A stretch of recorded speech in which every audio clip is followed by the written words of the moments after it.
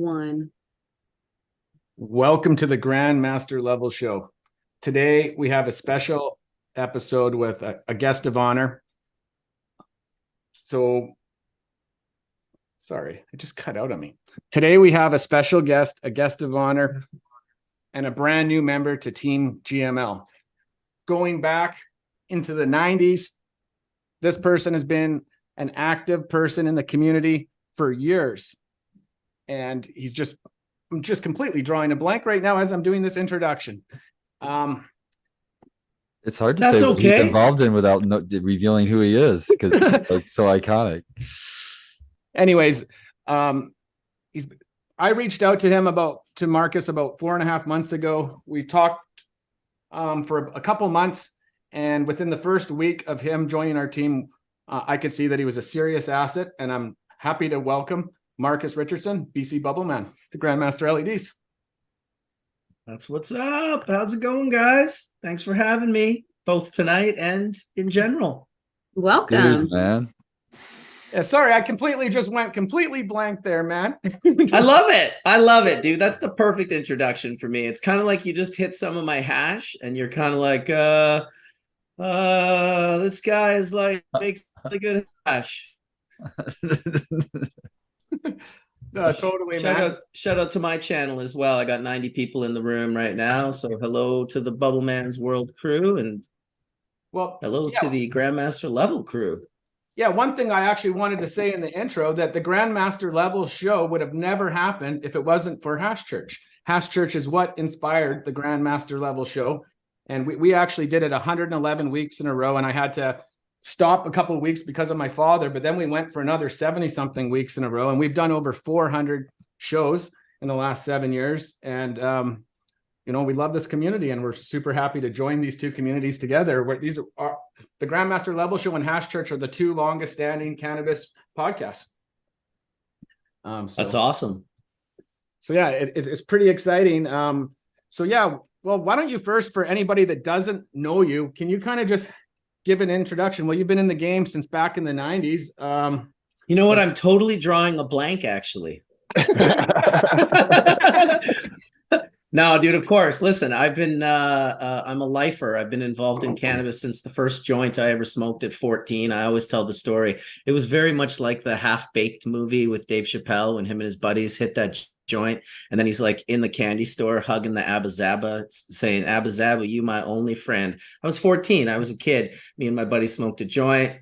That was it. I was convinced I was going to be involved in this for life. And living in Manitoba, I kind of had to be careful how I went about it. So me and my friends at a pretty young age, 17, 18 years old, we decided we would become hemp activists, and we would promote hemp with low THC so that we would, not have to worry about ending up in Stony Mountain Penitentiary, which is generally what would happen if you got caught with weed in the 90s in Manitoba, where I was from. So from that hemp activities, we got hemp growing legally. We started the Chernobyl project with phytoremediation. My partner started Manitoba Harvest, which ended up selling for $419 million not too long ago. I moved out to BC after that work, got involved with Hillary Black and the BC Compassion Club. It was really, I remember her with a piece of paper, kind of the creation of the BC Compassion Club on my living room floor back in like 97. So I was involved with helping them out. And by 99, I had started Fresh Headies, bubble bags, coined the term bubble hash, gave myself the silly name Bubble Man, not really thinking it would stick. Here we are 25 years later, and created the bubble bag. So that was, 99. And from 99 till now, I mean, I've just done an enormous amount of things, from starting companies, from my company in Jamaica to, photography, macro photography for every major cannabis publication, including the hip hop magazine Frank 151, as well as National Geographic. Just founding, being a partner and a founder at Embark Health Inc., which is our local licensed production facility here in Delta, BC. So we have a whole solventless lab. I'm a partner at Whistler Technologies, promoting the industrial, equipment for extracting hash using water and ice. And so I'm also a customer. I've also purchased that equipment, but I also do consulting, and I have all sorts of Bubbleman brand deals down throughout the US and here in Canada. So on and on and on the list goes. I'll just stop it there. I'm Bubbleman. I'm happy to be here. That's awesome. Well, let's go back to Manitoba for a second. You were the very first person in Canada to get a hemp license. How did you go about doing that? We weren't the first, to be honest. There was one group that got the license before us. The first year in '94, it was Jeff Kime and Joe Strobel. Joe was a tobacco farmer. Jeff was a lawyer. They were from Ontario.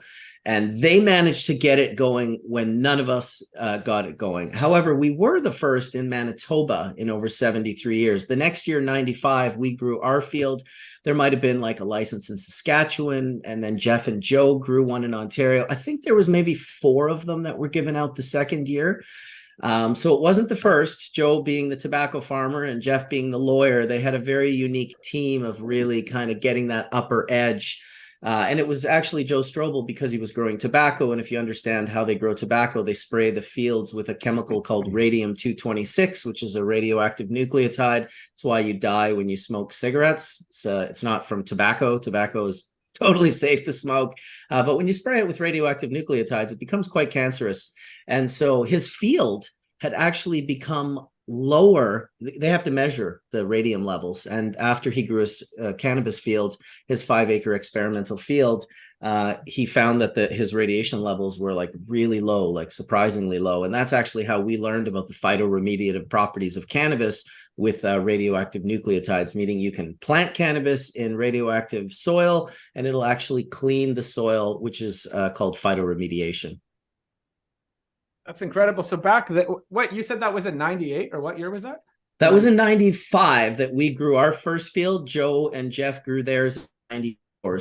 Moved to BC in 96 the next year, and the Compassion Club started towards the end of 97, the start of 90. Yeah, around 97, actually, I think she started the club. Now, were people back then just making oil with the product, or what, like taking alcohol, or like what was the plan with, or how are you guys processing it back then, or what? Like processing the hemp? Yeah, or what did you guys do? You weren't actually allowed to. It was just for experimenting. So it wasn't until, I mean, we didn't really know what to do with it. We didn't know where it was going to go. We were like, there's 100,000 commercial products you can make with hemp. It's like, right, with like $5 billion of infrastructure that is required. We were young and didn't really understand. But by 98, we got the laws changed from experimental to commercial. And finally, we were able to commercially create economic viability with hemp. And that's the same year Midlake, some partners of mine in a different company, started the dehulling of the hemp seed, which became a product at the grocery stores. And then they eventually started pressing the seed for oil, creating the seed cake, which was the protein powder. So protein powder, dehulled seeds, and hemp oil really became, for Canada, the focus on the hemp industry. That's incredible. And how many years did you guys do it before? Like, did you only grow it the 1 year, or? No, we never. I mean, it was nonstop, right? My partners went on to start Manitoba Harvest, so they've been growing like thousands of acres for, like they continued on. I kind of left Manitoba and came out to BC. This is where I wanted to be. And, the only person I really knew here was Hillary Black, the founder of the BC Compassion Club. She was my one and only friend that I had out here. So it was a great person to connect with, and to be able to help and to be able to really learn about proper cannabis philanthropy. Because, of course, Hillary decided she was going to sell cannabis to the most vulnerable people in our society, which are the homeless, the mentally ill, the drug addicted, and the terminally ill. And generally, these people had all 4. It wasn't just a 1 or a 2, or it was 4. So that was nice to see that it feels good to help people. And for those of you that haven't ever really gone out of your way to help people, and you maybe feel like you need to be helped, like needing to be helped sometimes is secondary to helping. And no matter how bad you think you have it for yourself, if you just go find someone who has it worse and help them, it's a really good feeling. It's the kind of stuff that feeds your soul and, takes away anxiety and the sort of pressures of life. Absolutely. Now, I don't know too much about Manitoba. I know that there's obviously this issue with people trying to grow 4 plants when it's federally legal. And I also know that back east, always tend to be quite a bit harsher with the law. So I'm assuming as you were growing up, cannabis was probably way more strict in Manitoba compared to British Columbia. Yeah. Well, for instance, my mentor, Ron Hickey, who really, I was very lucky to meet Ron, because Ron is, and was the most insane character that you could ever imagine. He owned the local hydroponic stores. He gave no fucks. He would teach anyone and everyone how to grow weed in like the 80s when it was like super illegal, and they like were investigating him and whatnot. So Ron actually served 11 years in Stony Mountain Penitentiary with murderers and rapists and just psychopaths. And he did that for being a habitual florist, for just loving cannabis. So I knew firsthand how dangerous it was to be involved in cannabis in Manitoba, particularly in the sale or the growing of it, because it's the Bible Belt, basically. They are not messing around if you get caught. I mean, today, cannabis is legal across Canada, but Manitoba is one of the provinces that you're just not allowed to grow for experimental plants, which is really unfortunate considering it's a federal law. I think the province should have just stayed out of it, let everyone have it. Before the 4 recreational plants, what we were forced to do because of prohibition, especially in a place like Manitoba, was to get a medical license no matter what. It was just like, look, I'm using cannabis. I need to protect myself. And unfortunately, when a lot of people go and get medical licenses to protect themselves, it's kind of the patients or the shields that they're using to protect themselves. And so it was just, ideally we could have both, and we could leave the medical patients alone to be patients and sort of have them there, then have recreational people over here, even though I am a firm believer that there's probably no such thing as recreational cannabis smoke, and that through the preventativeness of using cannabis, it is also medicinal. So when you came to BC, and I know you were one of the first people to be involved with the Compassion Club, and you got caught up in a court case. Can you tell us about it? Dude, I told you not to fucking bring that up. No, I'm just joking. Yeah, I totally did get caught up. I was helping the BC Compassion Club. I had like 16 and a half pounds of their flower okay. Context. Hillary calls me up one day. She's like, so I guess a guy drove his car through the front of the Compassion Club and tried to steal our safe.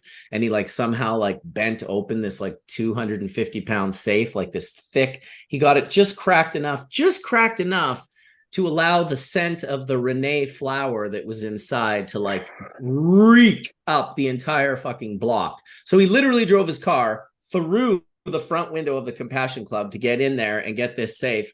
And so she had called me up and she had requested, do you mind the next time or couple of times that you get the flower that you take it home with you for safety purposes? And I said, oh yeah, no problem. I can do that whatsoever. It's not a problem. So the first day that I brought those pounds home with me, I got pulled over at a roadblock. It was late. It was suspicious. Oh my God. When I came down the Lionsgate Bridge and I went around the loop, the Cloverleaf, to go into West Vancouver, there was cops sitting right there. The guy had a clipboard, which he later lied in court about, saying that he had no clipboard, because I knew for sure that someone had ratted on me. They had said he's going to be coming over the bridge in the next half an hour. They just went and set it up, and they were watching for my license plate. And how I knew that was the first 3 cars in front of me, they didn't even get stopped or slowed down. He just waved them through as he saw their front plate. When he saw my front plate, he waved me over, and it was very quick before he was like, I smell cannabis, blah, blah, blah, blah, blah, which was also impossible because all the pounds were totally sealed in my truck. But yeah, so I got ratted on, and they took all those pounds and the cash. And I ended up being the first BC Compassion Club case, Richardson versus Regina, on John Conroy's website, if you ever want to hear it.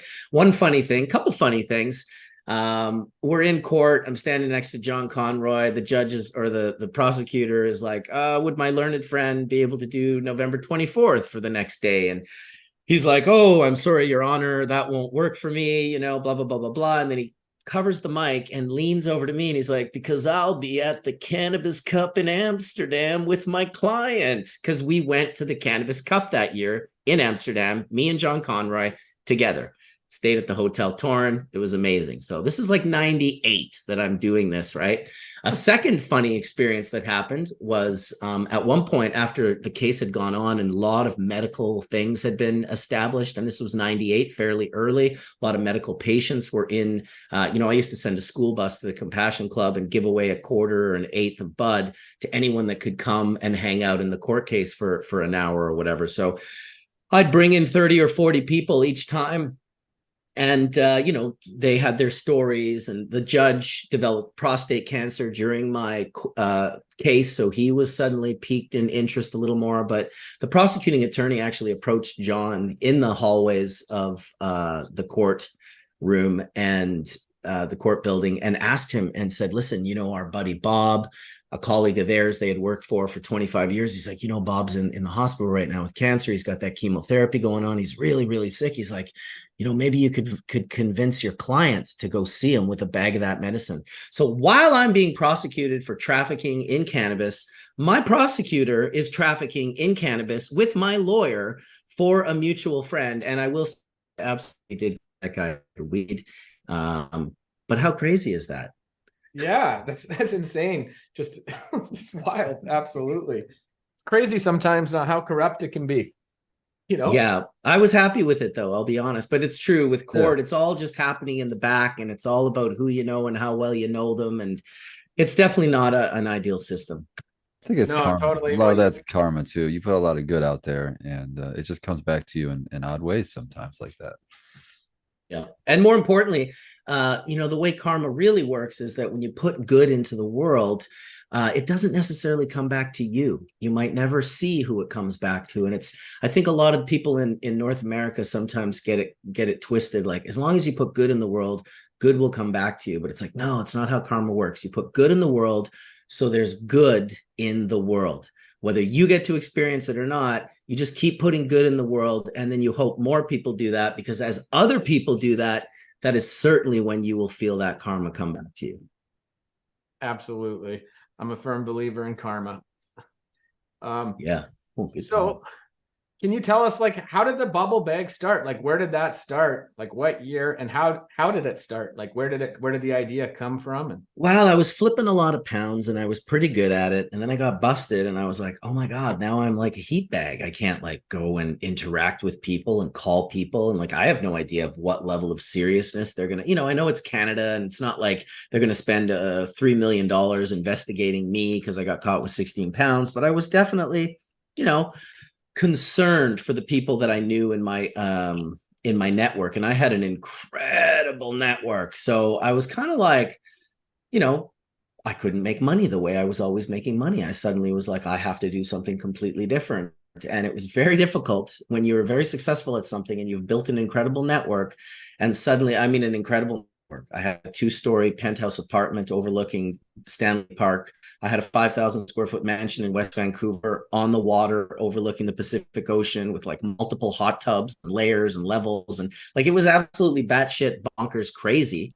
I was potentiating my own stereotype for sure with the Volkswagen van parked out of the gated community mansion and the penthouse apartment. But after getting busted, I was just kind of like, I got to figure something out. And I had seen, it was funny because I thought these things may have been around for a while, but really they'd probably been around for a month or two. And a friend of mine had a set of isolator bags from Amsterdam, and this was in 98.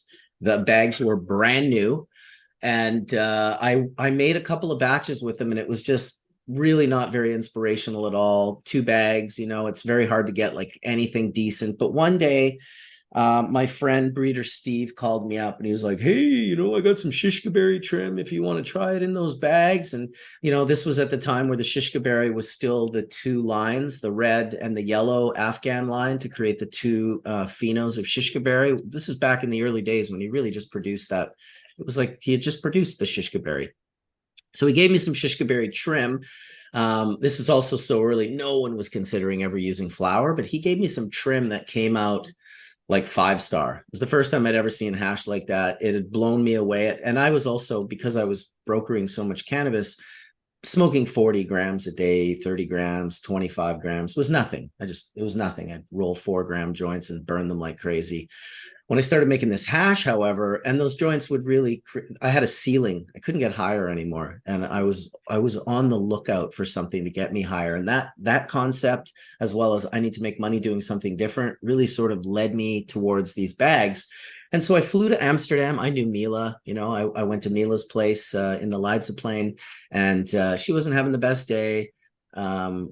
But I approached her, and maybe I was a little cocky. I don't know. I was like, look, I want to buy 1,000 sets of these bags, which I did. I thought I could make money with these bags. I'll buy a bunch of bags and I'll just be a reseller in Canada. That was my vision. And so somehow, I don't really remember it, but she ended up getting pretty mad at me. And I ended up leaving. And I remember when I was leaving her, she's like, silly American. And I turned around and I was like, come on, Mila, you know better than that. I'm a silly Canadian. And sort of bounced. And I was kind of bummed. I was like, damn, like that did not work out. All I wanted to do was sell these fucking bags. I had no idea of the story of the bags. It's quite an interesting like story when you'll hear it all. And I'll let you guys know it in parts throughout the show today. But I went home. I was super bummed. And my wife, my dear wife, Charlene, who I've been with for 34, almost 35 years. We just celebrated our 28th wedding anniversary. She's very quiet. She's always been very quiet. If she says something, it's best to listen because she doesn't say a lot. And she said to me, kind of quietly, well, why can't we make our own bags? And I was just like, make my own bags? I was like, can we do that? How would we do that? And she's like, well, I'll just go buy a sewing machine and some screen and some nylon and I'll sew the bags up for you. And that was the beginning of Fresh Headies. That was the beginning of Bubble Bags. That was the beginning of Bubbleman. That was the creation of Bubble Hash. And it actually happened 2 doors down from the house I'm in right now in Lions Bay. She sewed the first bags 2 doors down on our Bernina sewing machine that we paid like $3,000 for. And that was the birth of Bubble Bags. I went online. Breeder Steve had been telling me, oh, you got to come onto this website, Overgrow. I hang out in the Shark Tank.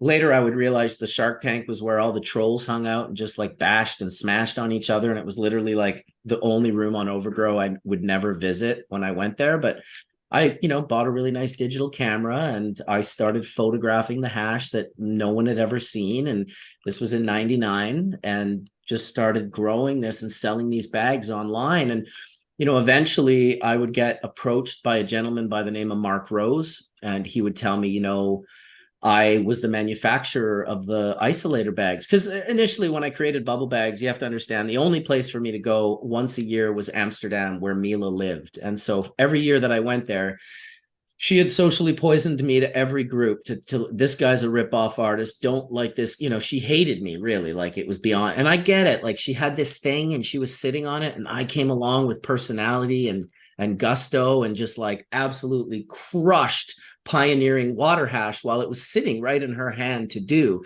How she got it in her hand, I would only learn later on when Reinhard Delp, the Swiss gentleman who owned the ice cold extractor machine, was suing all of us who had made the bags. And so I had paid an investigator to go find the true story of what was going on. And what I learned was that Reinhard Delp, who created this ice cold extractor, it's not bags. It's like a 5-gallon wine sort of thing that it's conical on the bottom, stainless steel. And you would mix in there. And then he had a little handle on it with a little glass piece that you could see the different layers, different colors based on the maturity of the glands, not based on the micron diameter of the glands. So it was quite different from the bags. However, he had gone to Amsterdam in 97, signed a deal with Mila for her to be the salesperson for this machine. And literally like a week later, Mark Rose, the guy who would later become my manufacturer and would become her manufacturer, he would also become the guy who named the bags Isolator.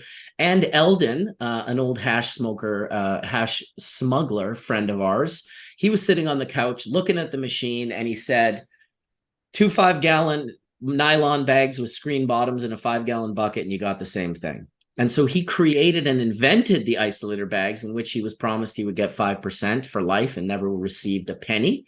So I would always buy him tickets to my party, Legends of Hash.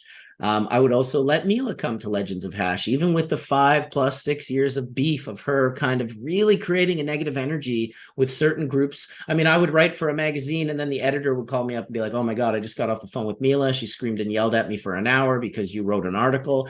And so it was like she was really going out of her way to sort of get me out of the way. And for whatever reason, it just backfired and it made everything like more popular and more like beneficial for me. So that was kind of the beginning of Bubble Bags. 1999, we sold our first bags in March. That's when the company went live. So probably about 6 to 4 months after I saw the first isolator bags. And then years later, or, 2 years later, Mark Rose would contact me and say, hey, look, like I used to make bags for the isolator lady. Now I'd love to make bags for you. And he's been my manufacturer for 20 years, 20 years of loyalty to that gentleman. So that's incredible. Did you guys ever go through any type of like quality control or issues with manufacturing or in any aspect of getting screwed over on material or? No, Mark's been an amazing manufacturer / partner. He's always bought the highest quality. Our screen is pharmaceutical grade, heat pressed. Like it's not, you can't buy it in China. You can't like copy the screen. It comes from Germany or Holland only for the pharmaceutical market of drug separation.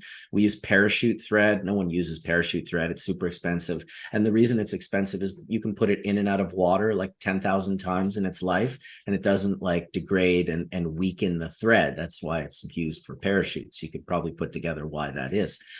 So we use the highest end nylon. Everything's super high end and expensive, which was great in the early years, but in the end, it would come back to bite us when everyone else would just copy our colors, copy our screen numbers. There was a 2-bag system. We created it up to 8. We came up with those numbers specifically through R&D. We colorized them, we named them. Every company calls their bags, even if their bags are whatever kind of bags. If you look at their advertising, they'll put the name Bubble Bags, which is my trademark name. I don't go after people for that, but they've dipped into our business by 75%. There's probably 200 resellers.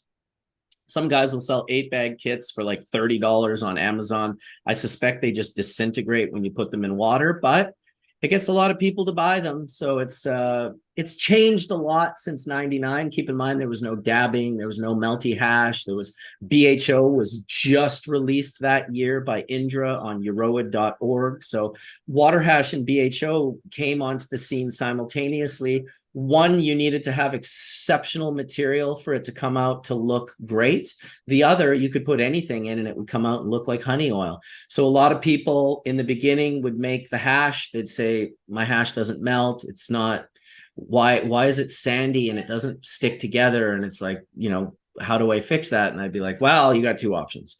You can learn about growing and the symbiotic relationships of the mycorrhizosphere. You can learn about like the cannabis plant, and you can go down a rabbit hole and actually learn how to grow cannabis. Or you can just blast that shit in a PVC tube and make it into some honey oil. Let me tell you, 98% of people chose the honey oil pathway because these motherfuckers are the people who take a pill when they get a headache. They are trained to want the shortest A to B that they can possibly take. Now, don't get me wrong, the BHO community grew, and certain people in that community understood that, hey, if we grow the fire and we make hash out of the fire and then we make the oil out of the hash, that's the highest level of what this BHO thing can do. So certainly not insulting the community. It became something pretty substantial for a long while. It just hurt my soul to see something worse than the DEA enter the cannabis space, which was the production of BHO by uninformed individuals, usually young people, blowing themselves up, burning themselves badly, burning their house down, sometimes dying. And in the worst case that I ever heard, which I thought was actually worse than dying, was when a young guy about 21 years old blew both of his hands off. They were just gone from a BHO explosion. So that hurt my soul. And for a while, I think people really thought, wow, Bubbleman really hates the butane oil. Not so. I love cannabis and all of its reiterations and how people have a choice to choose whatever they want. But when rosin came out, I was very happy because, of course, people didn't start growing better weed and making better hash. They just were like, oh, we can press our mediocre hash and make it look like dabs. Same mentality of the BHO initial world. But it was a hair straightener, and they were no longer blowing up. And I couldn't think of something cooler or safer for like a kid in high school, grade 12, to taste his first dabs from buying an eighth of weed and just pressing it with his mom's flat iron. That's fucking cool. It sure beats blowing up the whole house and wearing burns on your face for the rest of your life.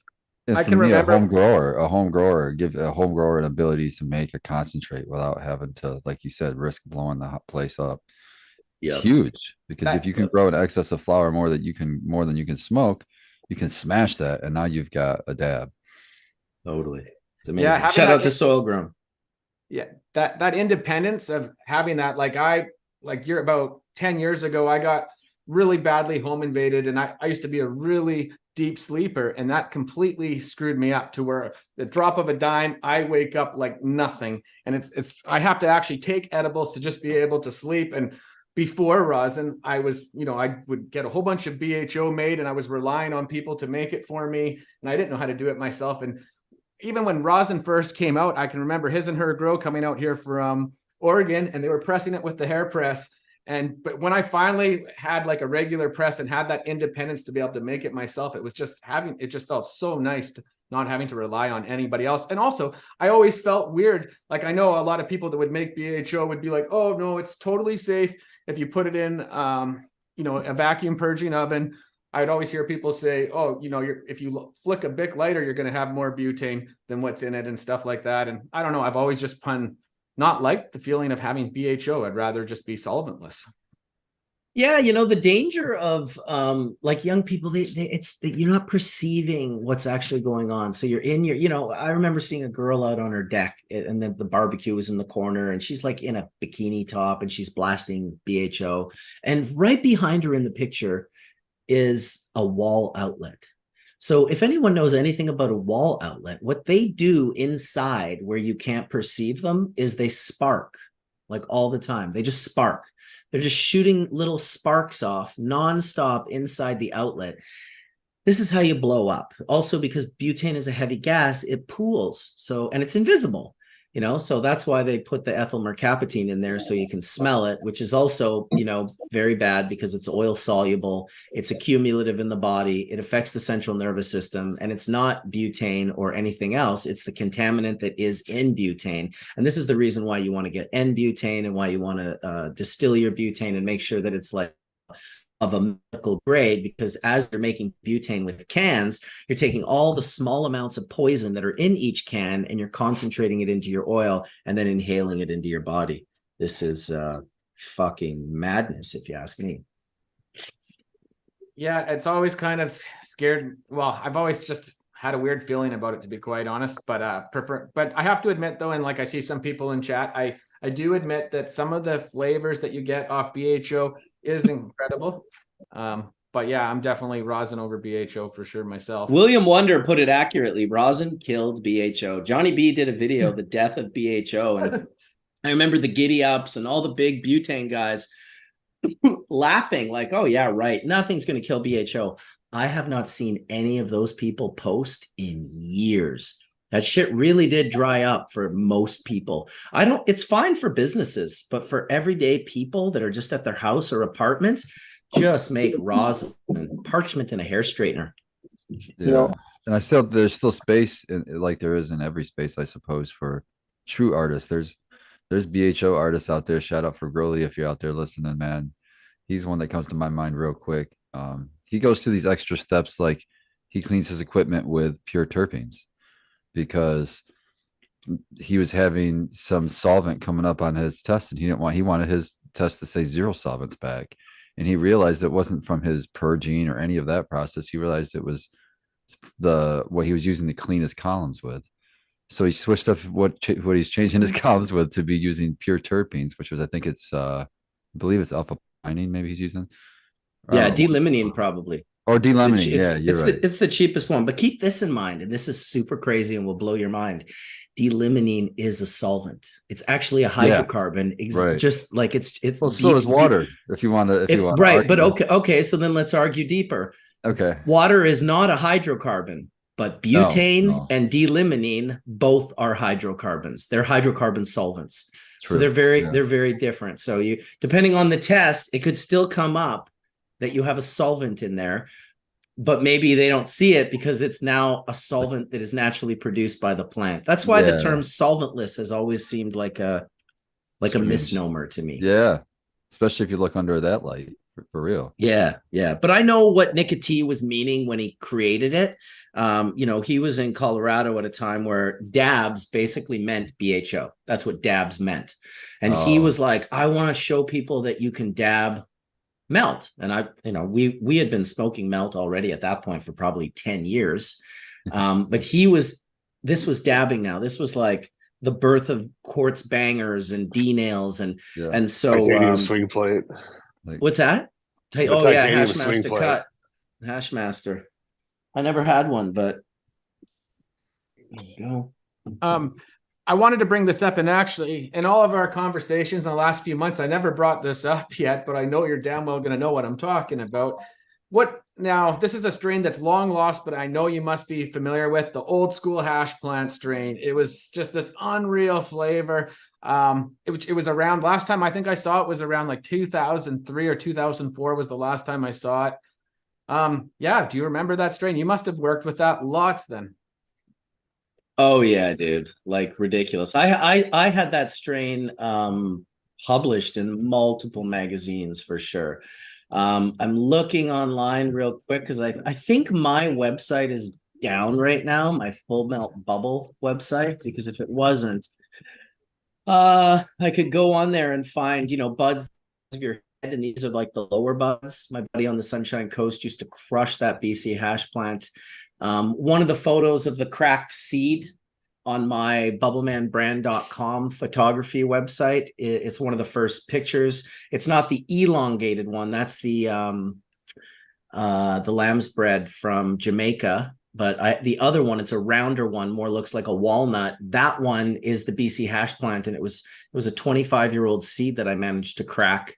But unfortunately, it was just it was damaged. It was producing weak leaves, and everything was mutating and off. And I tried my best to keep it going because it was 25-year-old genetics, and it was the BC hash plant that you generally never saw in seed form. It was really a clone only. It was very protected by the bikers. There was a guy back in the day on Overgrow by the name of Krusty the Clown, and he had gotten it from one of the biker groups, the main biker group, and it was a dangerous plant to post online in the late 90s, early 2000s, and sort of announce to the world that you had it. And I know that because, like I said, I put it in magazines and I put it online, and I got approached more than a few times, and had to prove that each group that had it, and it was okay that they had it. It was wild to that strain for that very reason. And of course, wonderful story that when you hoard and try to control a plant instead of give it away freely, everyone loses that plant. So if you are living in the fear and scarcity mindset out there, that you think that you should decide who is worthy of a cultivar, don't do that. Well, I was on about 10 years ago, I was on a serious hunt for that strain. So I started ordering hash plants from all these different seed banks, and it was nothing like the real hash plant that we were growing. Like everything I grew was almost like, hey, same with Hindu Kush. There was someone that had a Hindu Kush cut in the early 2000s, and I tried to find it by ordering seeds, and I couldn't find anything even close to it. That strain is definitely biker hash. It was a biker hash plant strain, and that was unreal. I've had about, probably people give it to me about 10 times saying it's the one, and I grow it out, and it's not even close. I had to bring it up. I haven't seen it in like 25 years. And it was spectacular flower. It grew so beautiful. I made tons of bubble with BC hash plant. We also called it champagne hash plant because all that meant was it was the perfect version of that. When you grew the BC hash plant and because the thing about BC hash plant, it was kind of like the, here in BC, at least, like the pink Kush, or the ones before that, the Sugar Bear, and they were all kind of the same thing. It was a cultivar that you could give to any mediocre grower, and he could actually make it look pretty decent. That's how strong the genetics were on BC hash plant. But when you actually were an excellent grower and you gave that plant everything that it required to express itself to its fullest capabilities, then we called it the Champagne hash plant. But a lot of people mixed that up and thought it was different strains as well. Totally. One person that I confirmed definitely grew it, and he had told me that he believed it was an Afghan crossed with Northern Lights. Anyways, that's that's what he said the real lineage was, but I knew he definitely confirmed grew it. But yeah, anyways, I've been looking for that thing for years. I hope if someone's listening to us and still has it, reach out. It's got to be someone that kept it alive. Yeah, you like to think so, but it's kind of like the same thing with the Romulan, like back in the day. I don't know if you guys knew who Romulan Joe was, but he was like the guy with the Romulan here in BC. And Hillary, of course, introduced me to Romulan Joe, because Romulan Joe it was Romulan Joe and myself that were the first two growers for the BC Compassion Club. And we'd every once in a while trade each other, and like I'd give him an ounce and he'd give me an ounce. And that Romulan was so spectacular, and it was around for some years, and then it just wasn't. And then people would use the name, it was a cross. There was a guy named Rabbit from Opero.com. He had a Romulan cross, and it was maybe 5 years since I'd seen the actual Romulan, or that Joe had even had it. And it had the taste, but it was like an artifact of a shadow of its former self.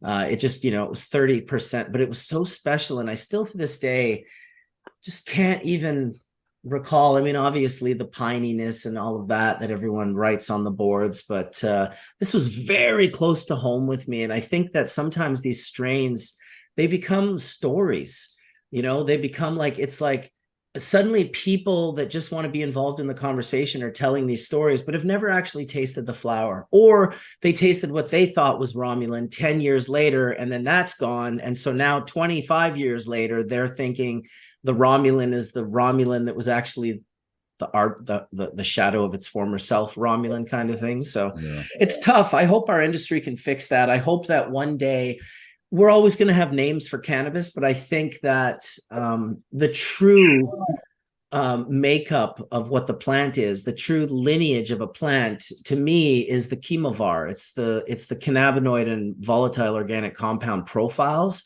Those two things are what I want. That's what makes the flavor that makes you think of the name. That's why I really think the breeder should be included in the name. So you call it whatever the hell you want to call it, but call it by the breeder name first. So like whatever the breeder is, so-and-so's Romulan, and then you can say that I smoked that. Then that gets I like deeper. That or I don't. That gets deeper. Yeah. Like, what is your definition of breeding? Like, if you're less than 100,000 plants, are you still breeding? Is like 100 plants breeding? Is buying a 10-pack? When does it go from pheno hunting to breeding? I'm thinking more on the commercial aspect of it. Is if it's a product that's available on the shelves or for purchase somewhere, and you're selling a seed pack, you should. Well, look how apples work.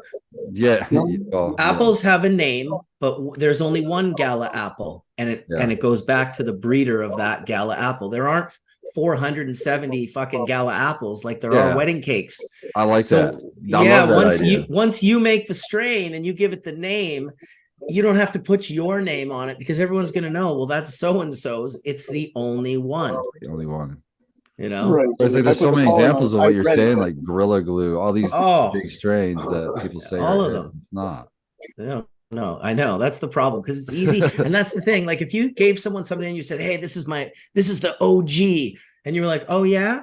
And then you were able to be like, test it and see like the profiles, and that becomes unrealistic to have to do, because it costs money and it requires resources and connections. But if we could ever get to that point, I have a great little unit called the Gemacert here. I don't know if you guys have ever heard of or seen the Gemacert. What a great little unit. Now, it's extremely sensitive. It's a little testing unit, and it's got like 64 light sensors inside the thing. So because there's so many, it took me a while to realize this thing is like, it's autistic. There can't be noise in the room. You can't open or close a door. There can't be wind. You can't have music You can't have multiple people in the room moving. But if you set this thing up in a little sort of space that you can kind of close like a it, closet. Yeah, close the soundproof door, closet. insulated little area, and then you've got the app on your phone. This thing was within 1% of HPLC, like $1,200 tests that we have Wow. done at our licensed production facility, within 1% every time. And so that's a, awesome. you know, that's a home unit that costs about 10 grand US, the 12 grand US, I think. And that being that 1% is a tighter, yeah, that's tighter than just a regular test. Like here in the States, I know the tests here in Michigan anyway, they're always plus about 3%, whatever the results plus or minus 3%. Oh, yeah. So that's even better than the variance in the test itself. So I just noticed there's quite a few people that have asked to talk. You guys are all over that, I'm sure. Yes, or sorry, like that are sorry, where? Like in the chat? Or just in participants on the right side of this Zoom. Oh, yeah. There's it says attendees. Like, oh, here we go. Yeah, because I saw Frigroli put up his hand. That's how I was like, oh, I think other people are trying to get in here, man. How's it going there, brother? Frigoli? Cheers, GML Bubbleman. Poops, Spartan, everybody on the panel. You guys, if you say BHO enough times on the internet, I just have to show up. So that's what's up. Cheers, guys. Welcome. I was just talking you up earlier, man. Yeah, I was just going to say to anybody, if we're not talking, to remember to mute your microphone because the feedback comes through of, yeah, or I'm definitely hearing it on a few people. It looks like we have a little bit of a lag going too, but it is what it is.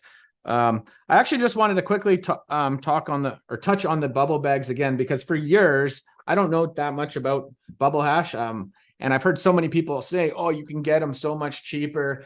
You can get them blah, blah, blah, but they're just using all crappy parts. And that's like, I haven't really heard anybody ever bring up the point about like how you're using so much better quality stuff. So that's definitely something that should stick out. I think that's secondary. I think it's secondary to the fact that, like, okay, look what I've done for the community at giving this information out as obsessively as I've been giving it out, with all the groups on Facebook and the information on YouTube and the 1,000+ videos. It's like, wouldn't you want to support the guy that's actually been inspiring you to do it in the first place? Or is it just like, it's kind of like, do you want to close your local bookstore, or do you want to buy all your books from Jeff Bezos so he can buy a bigger yacht? I guess those are your choices in life. Well, no, it's like hear me out on this one. I got to take on this. Hold on a second. So I'm that guy, right, who's all about the DIY. I made my own rosin press. I bought the ethanol still so I can make my own RSO. All of that stuff, right? So bubble bags, I'm like, fuck, man, I can buy multiple $100 bags, or I can pay $40 on Amazon. I need to try it first, right? Before I spend the big bucks, do I even want to do this? So yes, I bought the cheap bags on Amazon, and I have to admit, to be honest here, I've used my bags dozens of cycles. Yeah, I think that people that are using it every single day, though, like when you're. But here's the thing: my bags are starting to fall apart after dozens of cycles, and I want to buy the original ones next because I want to really see. Do you think? I will. Do you think those guys who sold you those bags for $40 did anything to inspire you to make that hash in the first place? Oh God, no, 100%. No, exactly. That's all I'm saying. And don't get me wrong, I'm not against people. If they want to do that, they can do it. And if they want to make their own bags, I'm okay with that too. I have trademarks. I don't even attack these companies. I'm just kind of like, I'm like, wow, like I get it, like I guess it's the hypocrisy of the human being, because I have people that I know very close to me that are like, on one hand, for their companies, they would become very offended if you tried to recreate anything they were selling, yet they're also like, oh, check out my Terp sous vide that I made. Oh, I don't want to buy the one and support that guy. I just made my own out of a Steinel gun, which is fine. Yes, you can do that. But then there's even people that take it further. And anywhere this guy is advertising his Terp sous vides, someone's got to come in and say, you can just make your own with a heat gun. And it just into the, like, the best way to support someone in the cannabis industry is a rough business too. It's a tough one, so I like to, I'm certainly not against you buying bags at Amazon, because I know once those bags fall apart, you realize how much you like it. Tons of people come back and buy my bags, the ones that are warranted for life, that are just, you don't ever have to pay for again. Bubbleman, time and time again, I've seen in not just this industry, but pretty much across the board, you get what you pay for, right? And a lot of times, like Hoops is saying, we do try, spend a little bit of money on things just to try them out and see how they go, but they ultimately fail. So yeah, I mean, you want to do things right. Sometimes you got to invest a little bit of money into it. The biggest challenge, though, is this industry is so chock full of DIY people and people in the commercial industry that are trying to quote unquote reverse engineer just about everything from LED lights to irrigation systems and everything in between, that it's like, yeah, you're not just competing with maybe a couple companies out there. You're competing with everybody that's doing this, and everyone wants to try to find a new way. Which is great. It's, in a sense, it keeps you on your toes. And it's like, listen, no matter what, in the end, if it ends up being better for the consumer, I'm happy. But I'm not sure if it's better for the consumer to make something that's just like so low quality.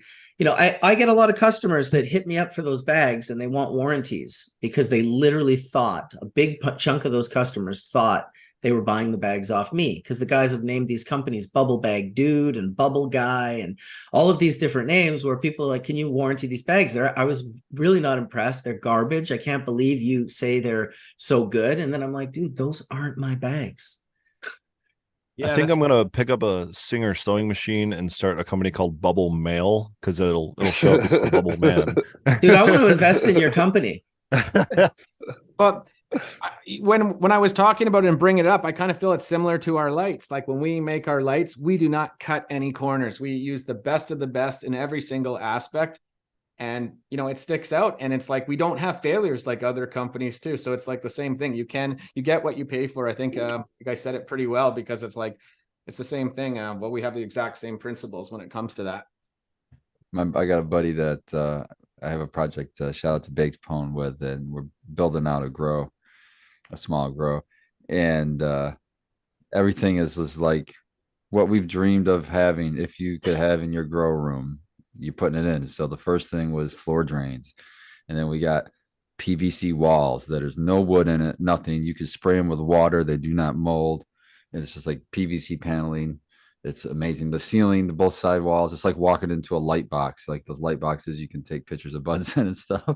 It's amazing. We love it. He just ran fiber. He's got a deep freezer that's probably 3 times the size of mine. What else? He's talking about buying a reverse osmosis system that operates at a commercial level, and he does not need it, but I'm like, I guess I can't say no. It's like, yeah, he's got all the bells and whistles. It's legit.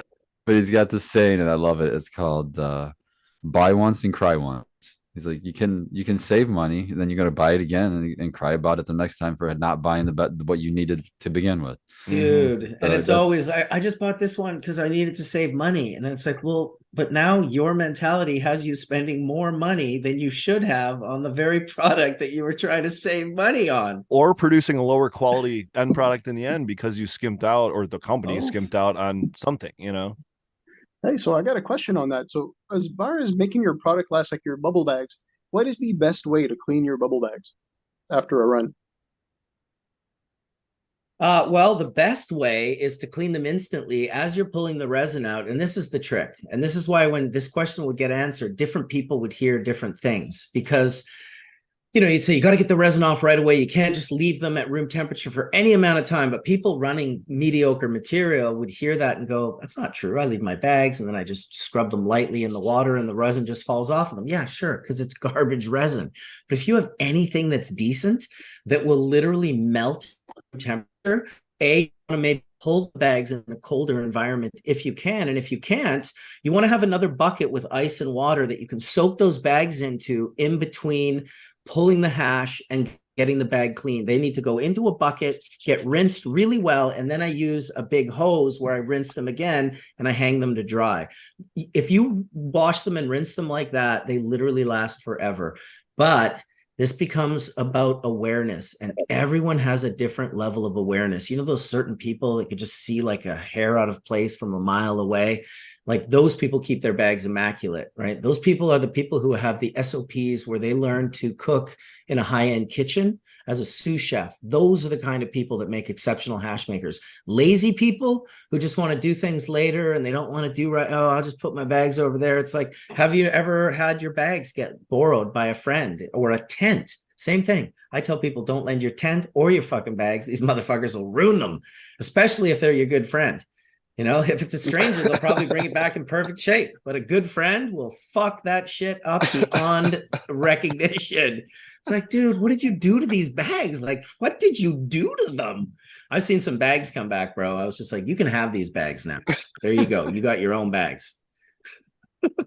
So ethanol, like I soak mine in moonshine. Of course, I made my own moonshine. So I drench them in shine, rinse them off with cold water, repeat a couple of times until I get clear water where I don't get that milkiness, where there's no oil in the water whatsoever, trace. Then hang them to fully dry. Never hang your bags folded over where they musty and get gross. Make sure you dry your bags properly before you store them, right? Yeah, they got to be dry before you store them for sure. I keep air movement where I hang my bags and they dry. So it's just take care of them. It's easy. When you have really high-end material too, they wash well, they clean well. Worst case scenario with my screen, especially because it's polyethylene Nitex, you can just stretch it over a bucket. And if you have been a bit lazy and you've allowed resin to build up in those microscopic holes over time, you can use a little 99 ISO and a toothbrush, stretch the screen tight, and just kind of brush over where it is. It'll abrasively melt and remove that. You can rinse it with water, dip the toothbrush again, and you can clean bags exceptionally. The problem with using a solvent of any kind is you want to keep it away from that parachute thread. You don't want the thread that joins the nylon to the screen to go in to have it. So people are like, oh, I just take them and dump them in a gallon of. I'm like, no, don't do that. That's even worse. Like you've let your bags get so dirty that now you have to destroy them. And these are also the same people that don't want to spend extra money on bags. It's like, then take care of them. This is not rocket science. Or potentially even the extra money on solvent. You guys brought this up before. Expensive. Yeah, it is. Isopropyl alcohol, 99%, whatever you're getting. That's one. Ethanol, ideally like a lab grade, 99+%. That's even better. And what you guys brought up before, I think Spartan did, I actually use on my stainless steel closed loop system de-lemoning, because it's such an active solvent that it really breaks down any sort of crazy BHO mess that can happen. How resistant are these bubble bags to something like a de-lemoning if we're spraying just the screens? And my other question is, if we're not using de-lemoning, we are using something like a ethanol that might be a food grade type product. Can we use that reclaim? Can we reclaim whatever's left in those screens to use maybe in a food grade product or something down the road? Is anybody you doing could that? Yeah, if you used an ethanol, a really pure alcohol, you could absolutely get that reclaim out of there from whatever. Is that more work than it's worth? You should. Well, listen, if you're getting so much resin in your bubble bags that you're creating reclaim, you should probably just do a different process. Fair enough. Because that's a lot of fucking hash on your so much bags. water that you'll be fucking fighting to get the water out. That'll be a bigger problem. I mean, give you an idea. I run in a day, like when I'm running 30 to 80 kilos of fresh frozen in a day at my lab. I'll pull 75 bags, 32-gallon bubble bags, lab ones, and I'll get them all cleaned perfectly. You would never get like a quarter of a gram of reclaim off those bags. Mm-hmm. Because I'm cleaning them as you go, right? They're just getting cleaned as you go. And it's funny because people are like, well, aren't we just going to reuse them? It's like, yeah, that's why we're going to clean them so we can reuse them. If you reuse them, 3-4 washes at a time without cleaning them, you're going to get resin collecting in the holes of the screen that you can't see.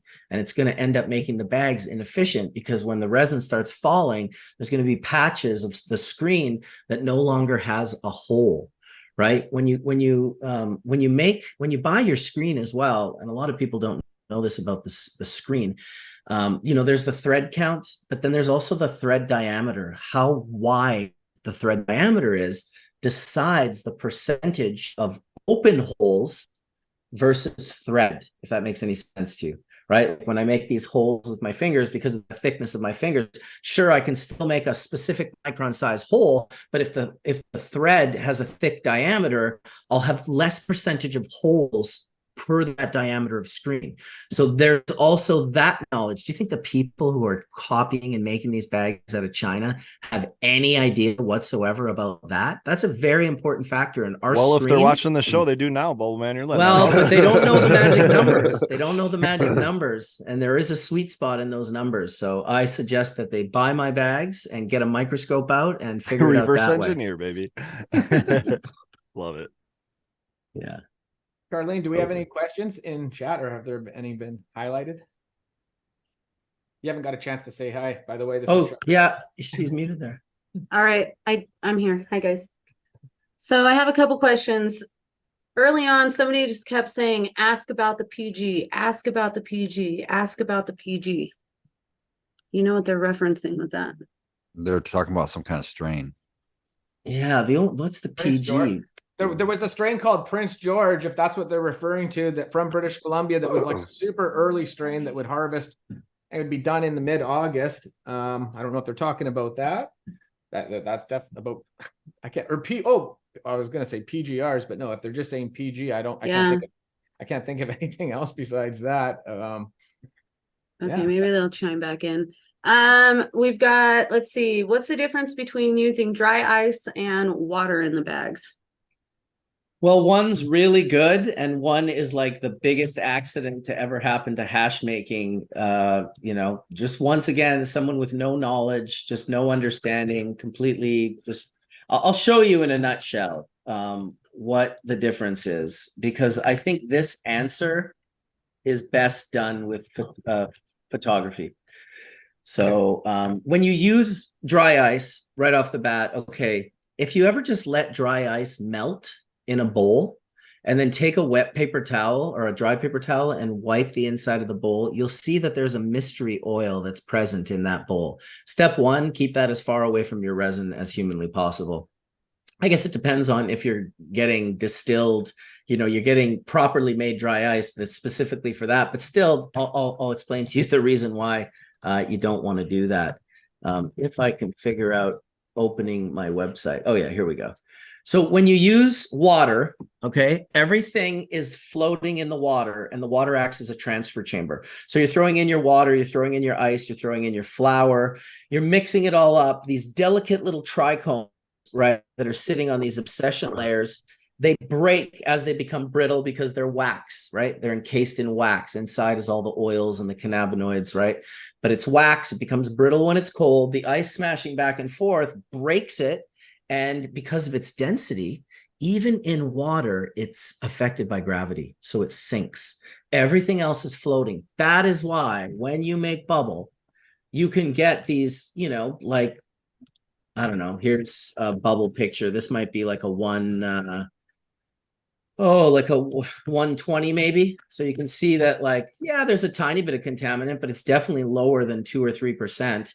Mostly that's heads. And that's what you get. Happy to have that in my bowl. Yeah, man, no doubt. So that's what you get when you make hash using water. And you don't have to be like a, really special at it. There's nothing counterintuitive about it. With dry sift, however, okay, with dry sift, you've got no water keeping everything afloat. The harder you work it, the more contaminant will fall through, because now everything's not keeping afloat. So in this picture, what you'll see is that, sorry, I need to go to the macro camera. You'll see that the percentage of heads is probably between 10 and 20%. Generously, it's probably like 12 or 13% heads. Yeah. And then there's capitate stalks. This is standard dry sift that would look gold to the naked eye, that a lot of people today would still think looks great. And anyone 20 to 25 years ago would have thought was great hash. So that's your difference right there. About a 10x of trichome head purity is the difference. So a gram does not equal a gram. It would take 10 grams of this hash to create the amount of heads that were in 1 gram of that other hash that I just showed you. So I figured doing that with photographic evidence was the best way to answer that question. And then another fun thing to do is look at your banger, assuming it was clean. Hopefully it was, or whatever. Yeah. That second picture is going to have some soot and things left over because there's little plant material or whatever that was left in there. Oh, you're right. So you're going to have leftovers, and it's not going to be a full melt, and that's another big clue. Yep. Yep. Although I will say this, that is a clue, but it's not the only clue to not having full melt, because sometimes when you purify resin heads to 99.999%, the resin heads, instead of being like a water balloon, like blown up with a thin layer of balloon and just all the goodness inside, it's more like a Tootsie Pop with a big thick candy coating with a tiny little ball of goodness inside, which also will leave a lot of residue on your banger and can be like, a 5-to-1 or a 10 to. Well, it's just that it hasn't expressed itself. It hasn't produced those oils and those cannabinoids in the way that it, like when you grow a perfect crop, right? I mean, most people back in the day, a perfect crop was just the way the plants looked. But now we know a perfect crop is, how does the resin react to these different extraction processes, and what's the end result? We're trichome farmers, right? We are trichome farmers. So, when you got a living plant that's near harvest, like you're willing to flush your mature plant, you reach in, you grab your fingers on that lower bud, because nobody should ever grab a top.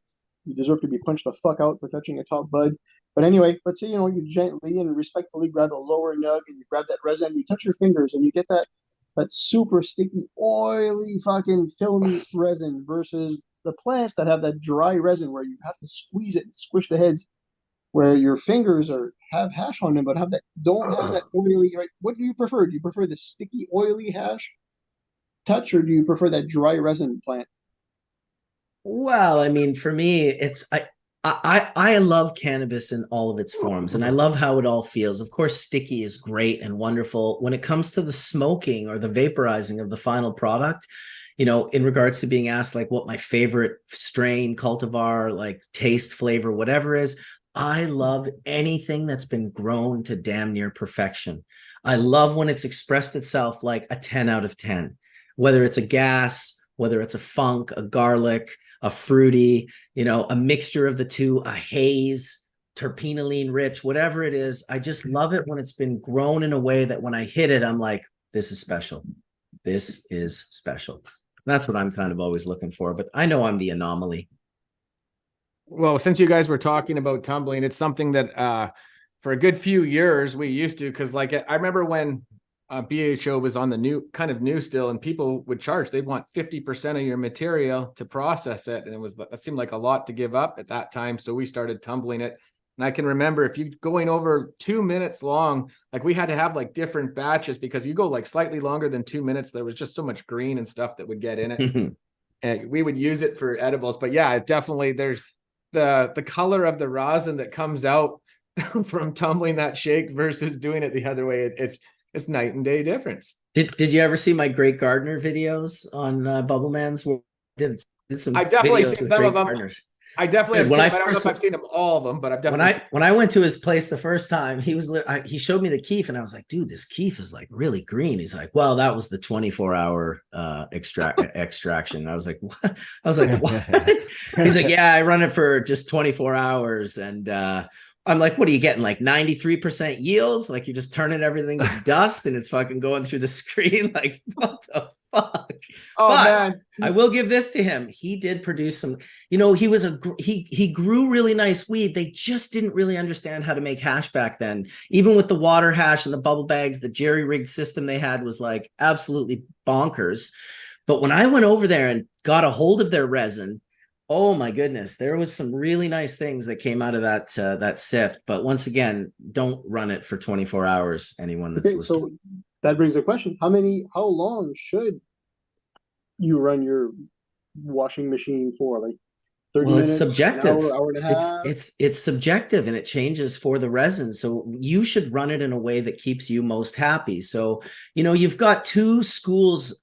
You've got the school that's learning through Instagram, which is kind of like, everyone's, it's not, let's just say Instagram's not the real world, right? It's not the most accurate thing. Everyone's looking looking to shine and flex. And because they're doing that, they're creating something I like to call manipulative assumption. And then when people see that, they're like, oh yeah, you got to press your rosin at 130 Fahrenheit. It's like, well, that's pretty low, dude. No, it's got to be really low. It's like, and then these guys get jobs at facilities and they think they're going to come into the facility and be like, yeah, we got to do the, 130, 140. And it's like, bro, listen, you are leaving 30+% of the yield behind because you're pressing so low to have taste the best and smell the best. And in the meantime, you're taking the first press, which we get $34 a gram for, and you're extending the amount of second press by lowering the temperature so much that now those grams that aren't $34 grams are now like $8 grams because they're second press. It's like, for me, I like to go in and figure out what my yield is, right? What is my yield? What percentage of yield will I get? I usually find that between 180 and 200. Then I know what's there. Then I decide how much I want to sacrifice and leave behind into that second press based on, as I go down in temperature, the flavor profiles. From a commercial standpoint too, we're selling to like the majority of people still don't know. There's two groups in cannabis. There's a big splinter. There's all of us, right? And then there's really legal cannabis, which is like, okay, I'm involved in legal cannabis, but I've really just started purchasing it. There's just now like products that I can purchase in the legal market in Canada and I actually like.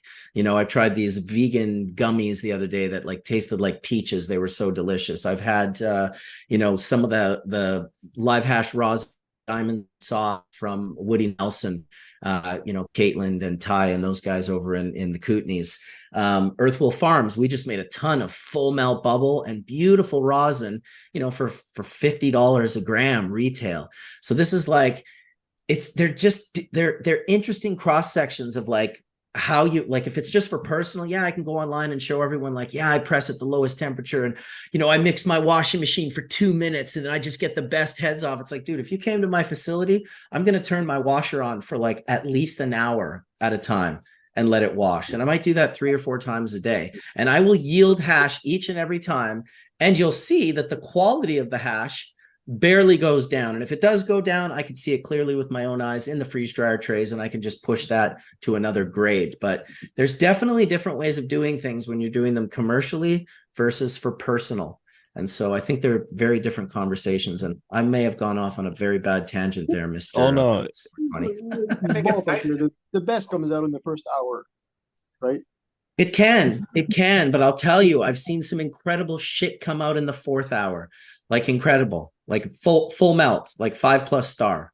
So it really depends on how well the resin was grown, how well it holds on to its heads, how dense the bud is, how gentle you are, but still abrasive with your mix, what kind of mix you're doing. At Whistler Technologies, we create a very specific vortex mix that we're stoked on. We like the extraction ratios that it gives us, but it takes a while still to get it off properly. When you say the 4th, does that mean, are you like changing the water 4 times or using the same water? No, I won't change the water for one run. There's no need for that. Gotcha. So you potentially go 4 hours. That's incredible. Well, what I'll do is this. I'll put in say I put in 30 kilos of fresh frozen into my reactor, right? It's a 300-liter Whistler Technology unit, a WT300 it's called. So I've got 30 kilo, what I'm going to get off that 30 kgs, which if you divide by 5, it's about 6, it'll be about 6 kgs of dry material that equals 30 kgs of wet. So 6 kgs at 20% is 1.2 kilos. So I'm going to get 1.2 kilos off that hash over the course of my shift. And I can't get it all at once. The bags will overfill. The top bags, like the 190, will be so full that it won't let the other heads down through that screen to get into the other screens. And you'll just create a catchment in your top layers where you're catching all your good heads. So you have to understand as a hash maker that the diameter of the screens is appropriate for only so much hash. And so I designed the diameter of the screens as well as the hole and the screen size and all of that. So I have a very, very clean understanding of how to do that. And so, if we run for more than an hour, it's going to be really hard to pull those bags. It's going to be, and we're going to have to rinse the top bags the 190, the 160, the 120. We're going to have to rinse them so long because a lot of the hash that belongs in the bag below will have gotten trapped in that catchment, right? When you get like a quarter an inch of hash. I mean, we're pulling basketballs out at Embark. I'm sure you guys have seen the photos and stuff, but I'll pull this out of a bag. Crazy. So there was a question earlier from GML, like, let's say you have unlimited ice and you can keep your water cold, and there's no reason why you can't dump that dirty water out and put fresh water in. Well, the water's, yeah, I mean, if you want to, you could, but it's 300 liters of water. It's an enormous amount of water. It will slow down. To take it all, to fill it back up would probably take 20 to 30 minutes. The dirty water, we clean it at the end, and the water doesn't, I don't consider it to be overly dirty. It's not, the hash is like, okay, well, here, let me just show you. I'll show you like three runs of hash. What's that? There's like water soluble terpenes. There's a point where you can wash the water out and put fresh water in. Yes, I agree. Like once you've collected your bag, you can rinse the bag out with fresh water and rinse your hash out with clean water, right?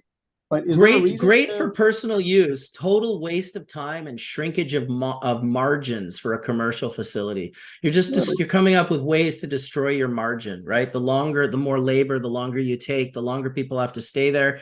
It just becomes costly. I'll show you a picture of hash that was made in dirty water, and then you can tell me how dirty it looks to you. Just so you know, Bubbleman, Poops is like the king of DIY down there. So he told me. Okay. So you know what he's actually designed? He's designed that's pretty cool. So for his whole grow, he has a scale for every single plant. And when the plant gets to the right weight, he has a controlled valve for every single plant, so it will water it until it's at the right weight. It's actually kind of a dream setup for growing in soil, because he's literally hitting every single plant at the optimum time.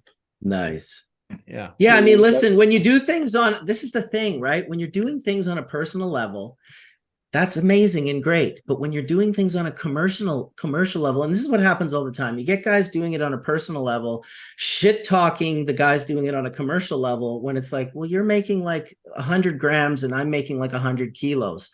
This is very, very, very different when you scale up to a large amount. So I'll show you 100% the last hash that I made at my facility with water that we never changed. Like, it's not about shit talking, it's about learning and optimizing my small scale setup. Oh no, I'm not talking about you in regards to that. Just Instagram, right? Instagram's full of shit talkers. I should talk to big BHO guys, you know what I mean? Because they're just not doing it right. But yeah, it's scalability is a major. We can all agree that Instagram is full of shit talkers, but let's just be honest. Like I know guys that show pictures of buds every day, and they are phenomenal. They are mind blowing, and they go off on how the medical guy, the commercial guys will never be able to touch this. You're never going to see this in the legal market, blah, blah, blah, blah, blah. In the meantime, I know these people personally, and I know they literally cut down one plant of that bud. They took the top best looking bud out of probably like 35 buds, and that's what they're flexing with. In the meantime, the commercial guys did 3,500 kilos that year, maybe a craft guy or whatever, not a huge one.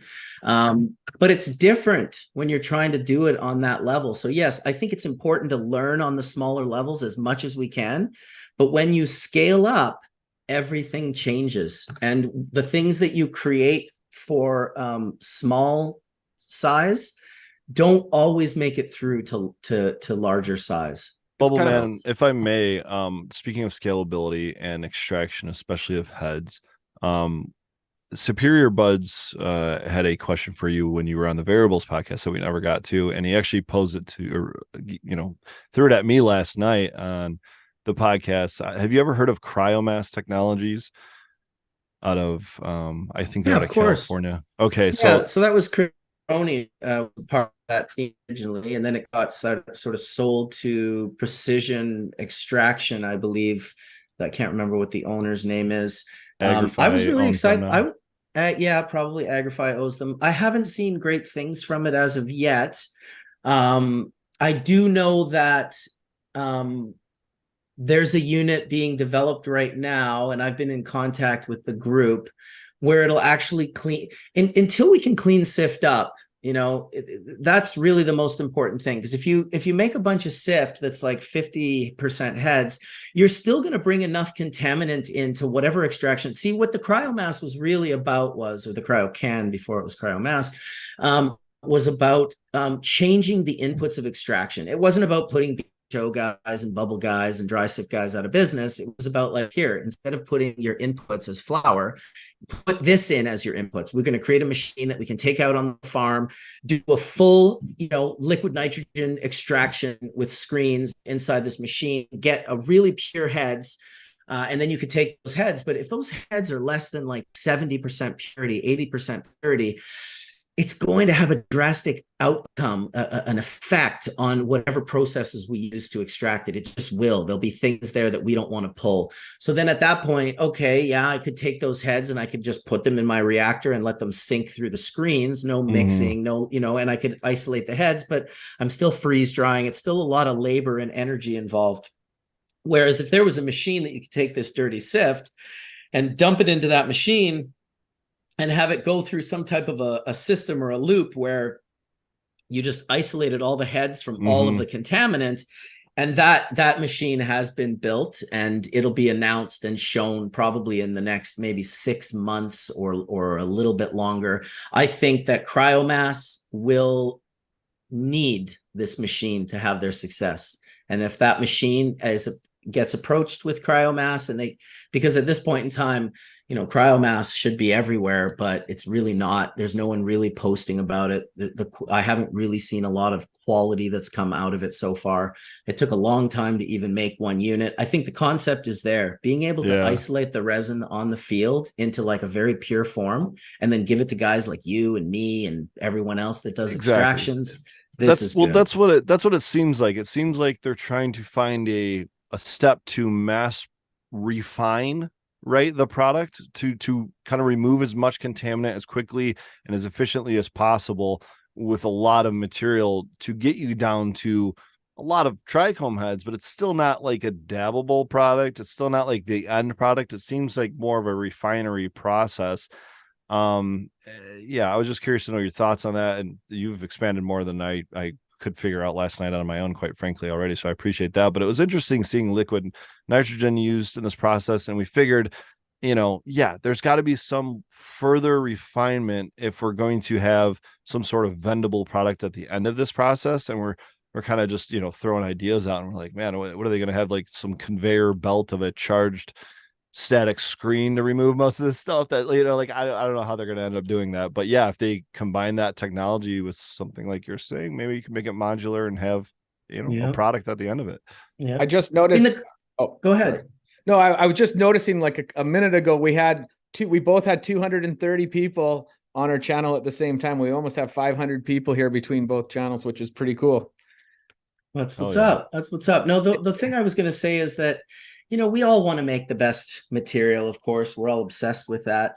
I just think that there's very few people in the actual, like the purchasing people, like legally, that care. Like in Canada, the worst joints, the most popular joints are these things called peach rings, where they like dip it into like botanical terpenes that taste like perfume and then rub it in sift. And it's just like really, really, really bad. And it's by far the number one selling joint, like this is what our group, right? These people that are obsessed with cannabis, it's very unlikely that our group will be the big group ever. We're always going to be like the 1% and like the 99%, which becomes difficult when you're creating products for the market. Like Bubbleman, I've done my market research here in Michigan, like very aggressively, dug into it. I have weekly meetings about it, about how I can approach or enter the licensed market, and to continue to do what I'm doing with a quote unquote craft quality, high level live resin concentrate. There's no way I'll be able to take more than 1 to 2.5% of the overall market share. And I'm okay with that. I'm not looking to be the Jeff Bezos, the Walmart of the weed. I don't want to have 80% of the market like pretty much one company already does on the processing side of things here in Michigan.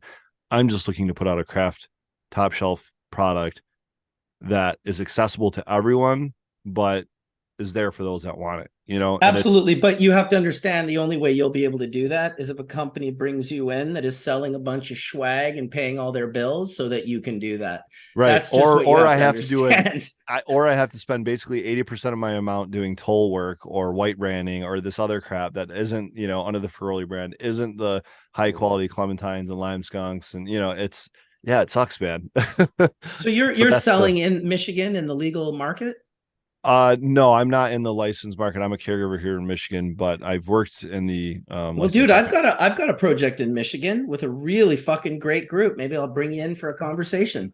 Let's do a meeting, man. We'll talk about it. Yeah, these guys just harvested 17 acres. Fucking beautiful. They got like 7 reefer trucks, 40, 50 footers, like full. Awesome. That's awesome. The time is now. I was just gonna say, guys, Marcus, is that over on the west side of the state? We'll talk about it off. Okay. It sounds like something. Yeah. I was just gonna say, guys, so we're actually giving away a Tarantula Vulcan Nitro on the show today. So to be able to qualify, you just have to come over to our YouTube chat and type. Charlene has Nightbot open and she'll share the screen. So I just wanted to show you guys the light that we're giving away. It's basically like the world's first super light. Basically, it's got 5,400 diodes and it has far red on a separate channel. There's nothing else in the world like it that has the same type of diode count with the same type of quality diodes with this type of spectrum. So it's hands down the most efficient full spectrum light in the world. And it also, if you can see how it's got the far red on the right that you can control independently. And it also has a double blue spike, which most lights don't have. It's got a 450 nanometer wavelength and a 437 nanometer wavelength. So you need to be able to type in chat, and like as long as you type within the next 15 minutes, you'll be able to qualify. She's going to pull up the screen. I also wanted to give everybody kind of a chance to kind of see what I've been working on. Well, I worked on for like the last year, and I reached out to Marcus. It was about 4.5 months ago when right after we basically had launched it. And so this light is kind of the first of its kind. It comes with 60 preset spectrum. So it has the ability to do any spectrum. So if it can do any company spectrum plus spectrums that no one has ever done before. And it's the first light in the world that can actually do a double-ended HBS spectrum. And hey, what did they type, Thomas, in your chat? They just have to type anything. All you have to do is just type and you'll be active. Type hash. Yeah, you can just type hash or anything. And all caps. You want to pull the light up though? Yeah, well, no, I was just kind of just showing people. I'll get you to share your screen in a second. And I was just basically showing everybody that it's the abilities that it has. It also has the ability to do any of our existing spectrums too. I don't think we're seeing the right screen right now. Yeah, exactly. We see just like your folders. Yeah, we're seeing the live stream. Have like details. a bunch of porn in there. That was yeah, that was your downloads folder. You guys see it now? There we go. Yep.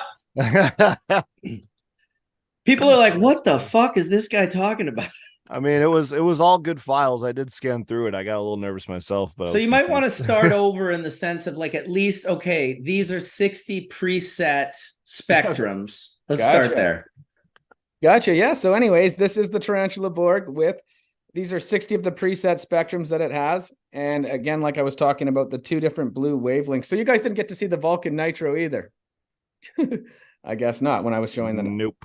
It came up for a second and then it changed. I saw the light. It came up and then all of a sudden it went to this other. Well, this is the one that we're giving away in the spectrum tonight. But I was also just talking about the Borg and that it's kind of pretty cool because it has the ability to just do basically anything. It can do any company spectrums and spectrums that no one has ever even used before. Most LED spectrums have, they're a lot bluer than regular HPS. And anyways, this has the ability to do basically anything. And basically you can crop steer with spectrums. So for example, you can have your own base spectrum and then halfway through the day, switch it to another spectrum, then back to your base spectrum. It's pretty much endless. And people are developing new light recipes to hit higher THC and higher terpenes. So it's pretty much next level. I'm pretty excited to see what Marcus is able to do with these. Yeah. So you got a couple of people asking about like, will it fit in their 4x4 tent?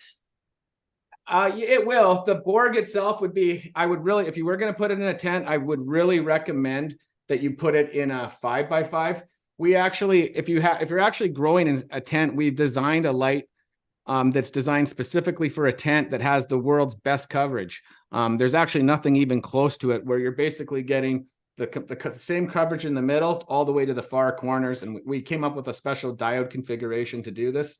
And you should show that map, that power map. That's what I've been showing people lately. It's just like, just pull up the power map of your light and pull up the R map, the spread. And it shows all the readings all the way to the edge. Look at the edges and look at the corners and compare these numbers. And it's usually not even a comparison. It's usually so much better of a spread, an even spread, which is important.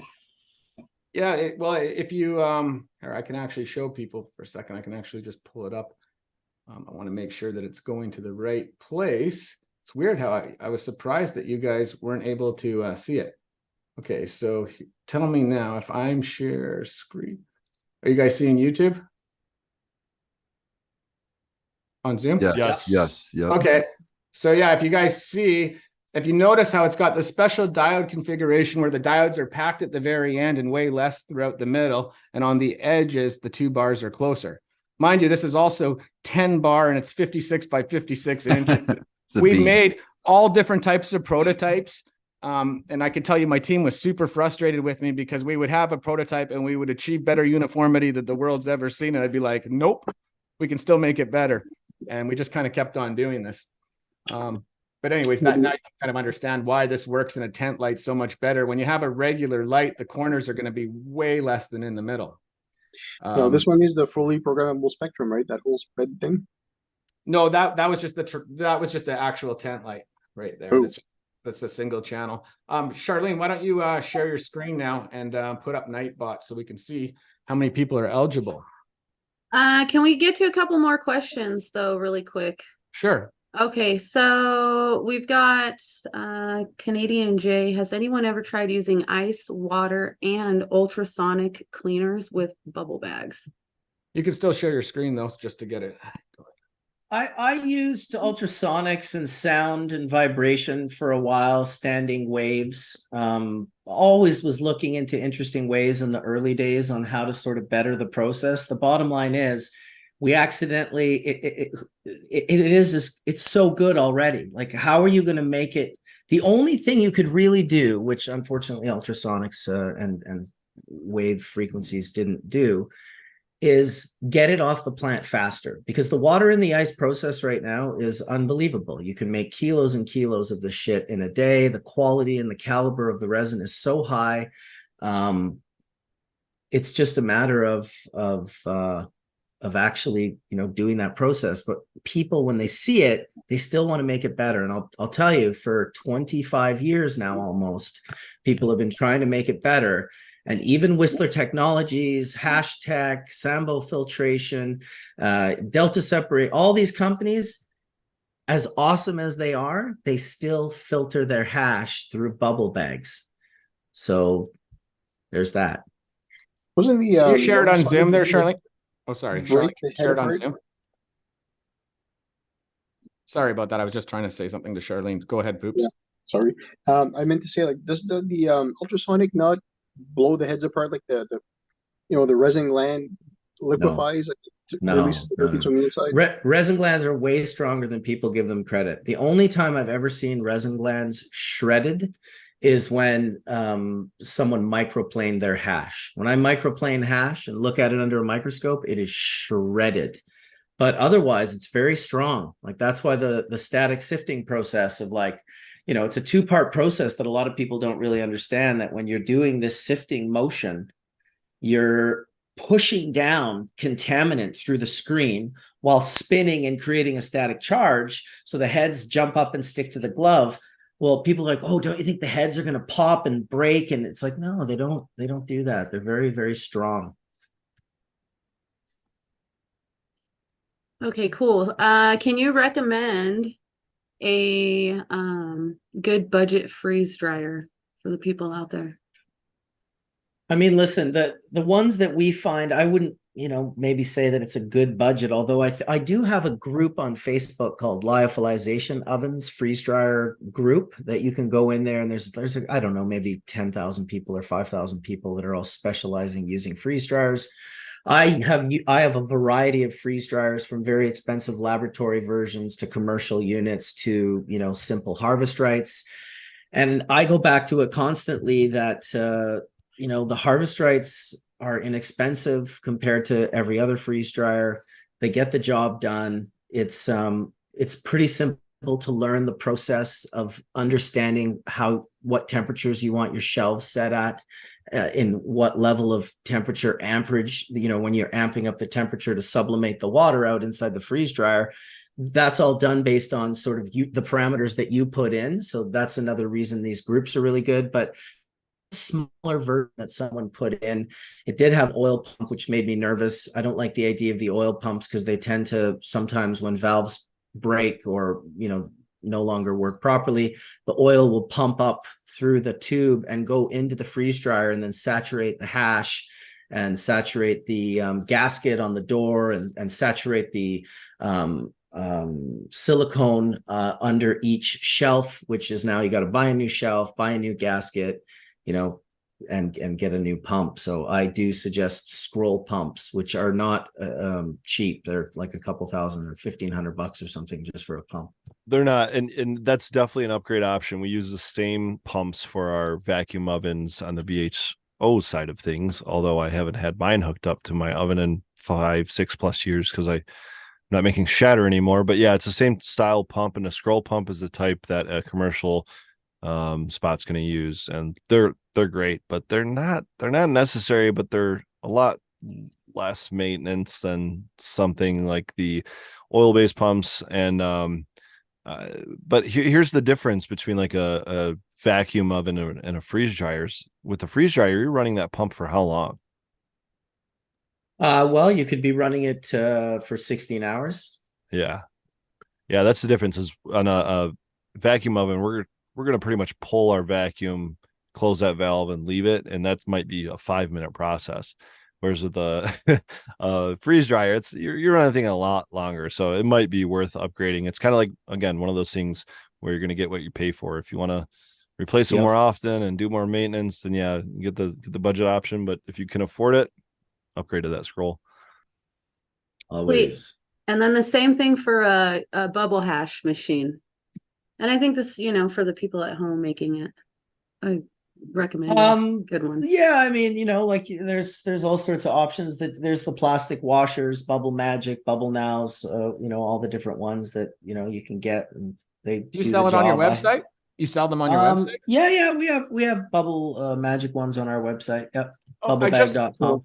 I just remembered from last week we had Microbial Mass on our show, and they created a discount code. It's a one-time use for people where it's 50% off. Sorry, I totally forgot to bring this up. What is the code, Charlene? I don't even remember. I thought it was emailed. It was GML50, I believe it's called. I'll confirm that, or Mandy should be here, but I believe it's code GML50. And sorry, guys, you know, Microbial Mass. It's a microbe, and they came on the show last week. It was actually, if you missed the show, it was a really good show with some really good information. Yeah, it was an amazing show.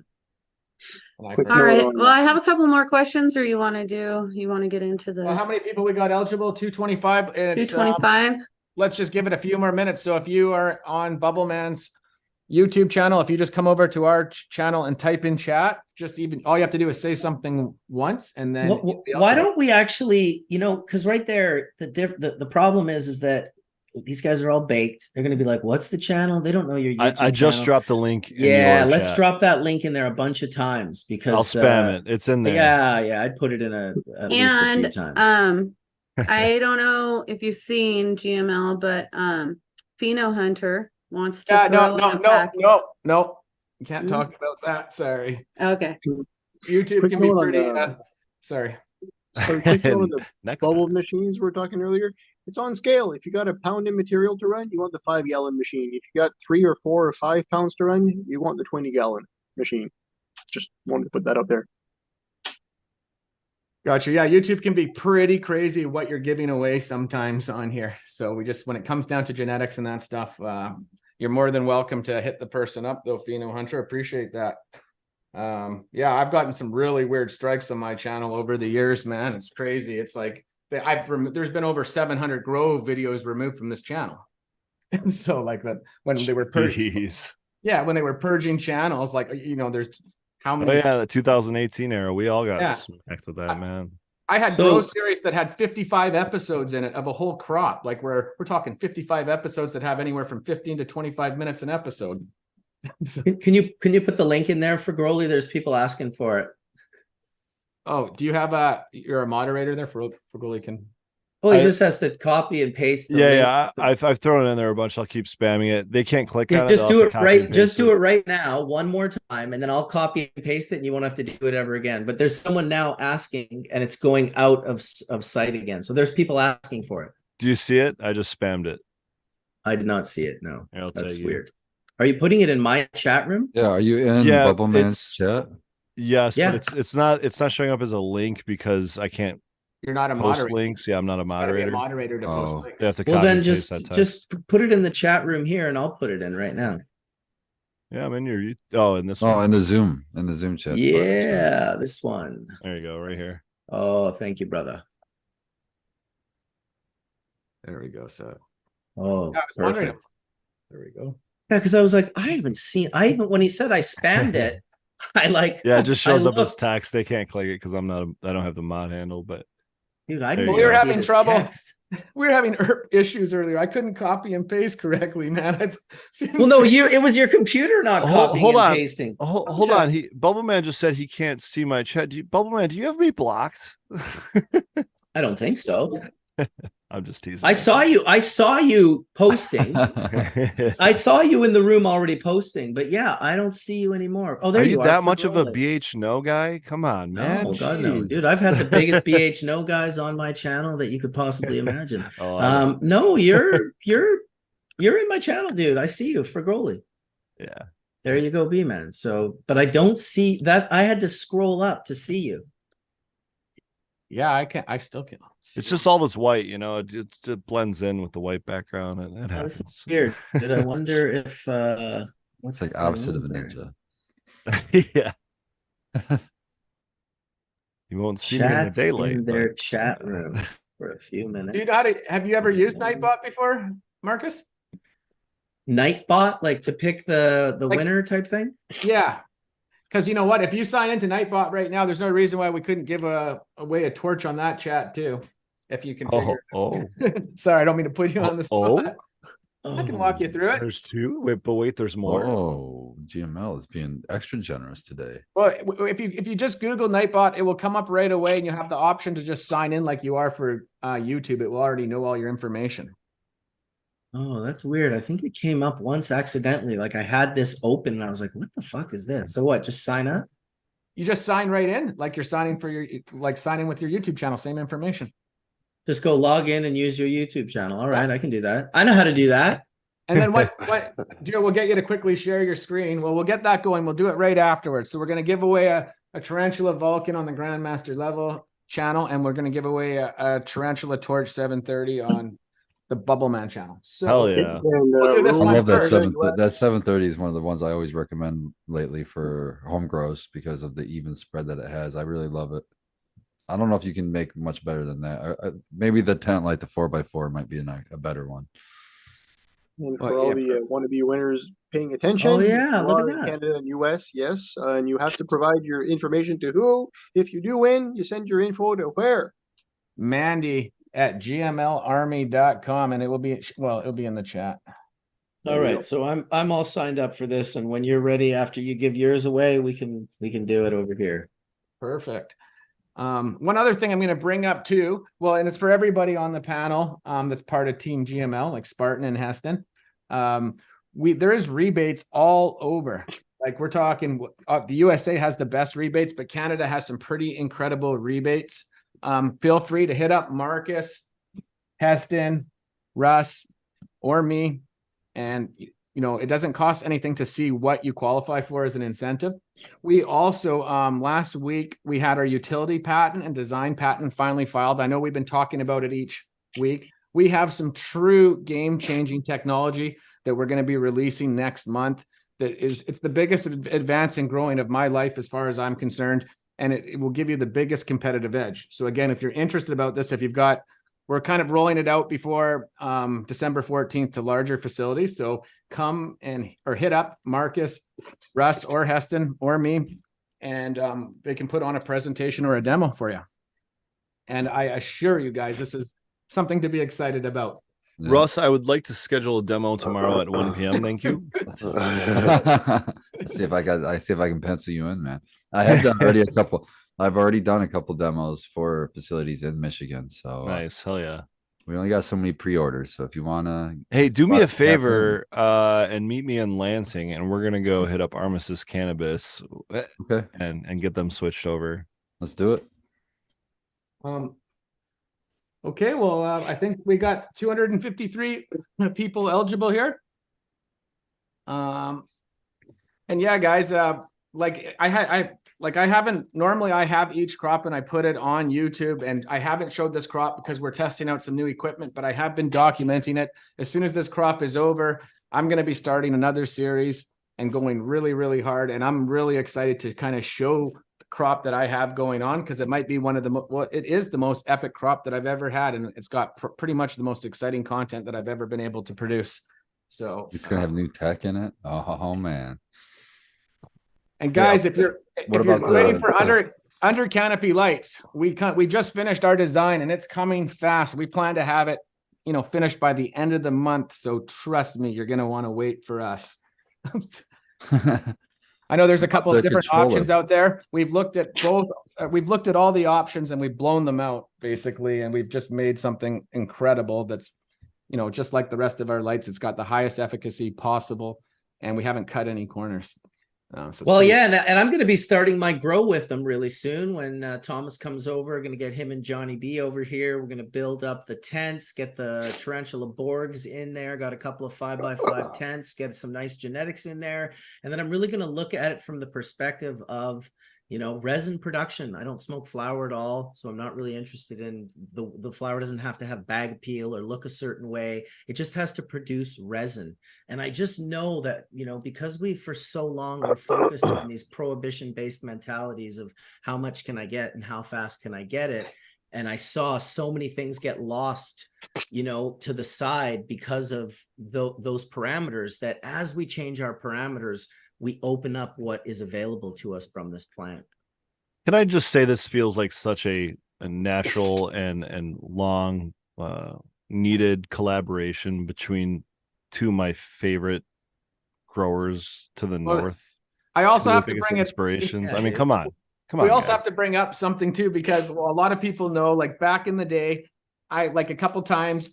Well, when I first said to Marcus, the first thing I said to Marcus when I reached out to him, 5 months ago or so, I said, I'm sorry for anything I said in the past. And he's like, we have beef. It's like, and like Marcus is like the most positive person in the world. And it just kind of proves that. And for anybody that, back in the day, I kind of reached out to him and I got kind of butthurt. And he had said to me, hey, I don't even smoke weed. All my friends flush their weed good. And, and then I started, talking.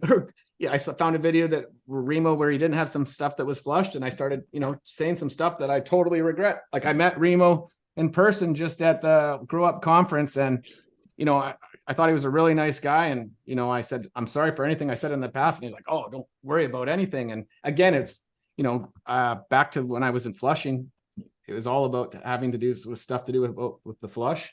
And it was incredible to kind of just get to finally meet him. And, like I said, Marcus wasn't even aware.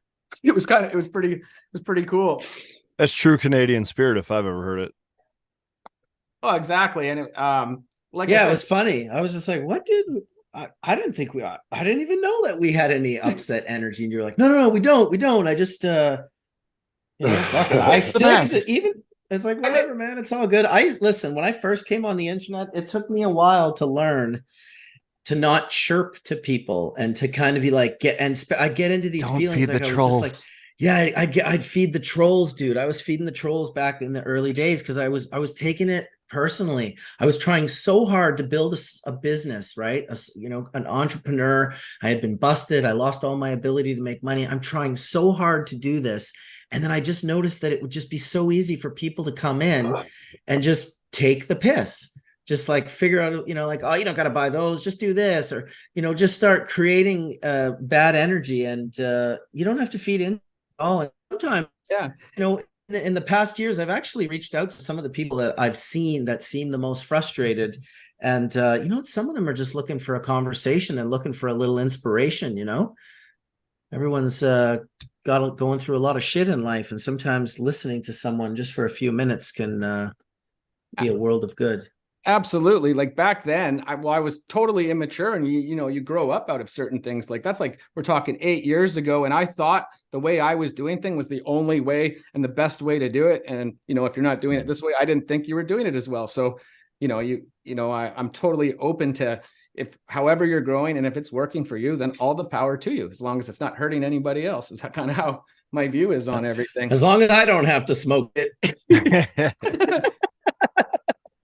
Hey, as long as it, I'm obviously, when you would see a lot of the, when it was gray area dispensaries, it was kind of disturbing when you started seeing people test a bunch of stuff and it's got really bad pesticides in it, and they're giving them to people that are trying to fight cancer, so like, yeah, that kind of stuff too. But anyways, no, we're super, it was, within the first week of Marcus on the team, he really just, hooked us up with some incredible connections, and it's just been incredible. We're literally in our meetings every single day, and it's been months since then. So we're pretty excited.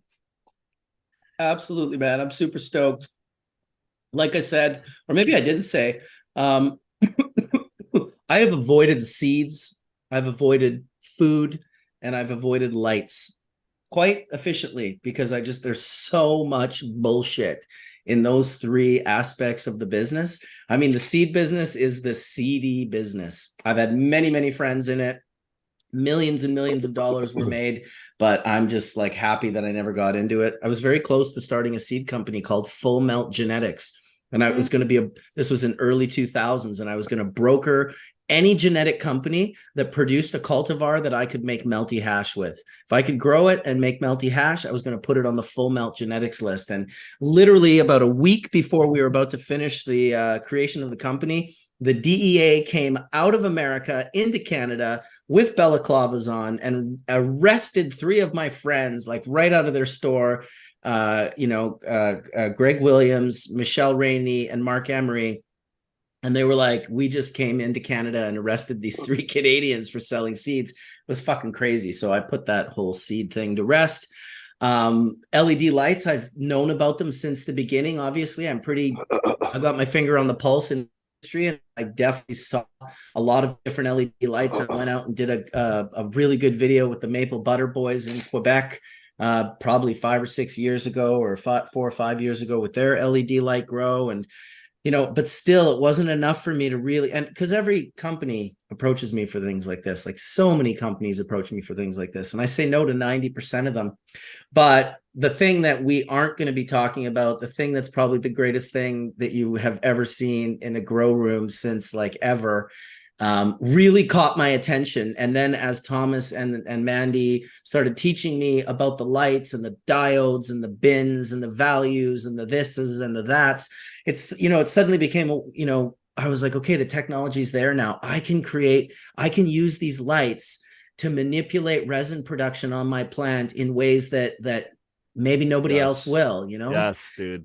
So that's what I'm excited about. That's exactly it, dude. GML has taken the lighting industry to that level that people like us, those DIYers, the guys that have been in the industry for a long time, the people that are looking to grow for a very specific reason, or looking to, breed a very specific thing, or phenohunt a very specific terpene or type of plant, or phenotypic expression, whatever it might be.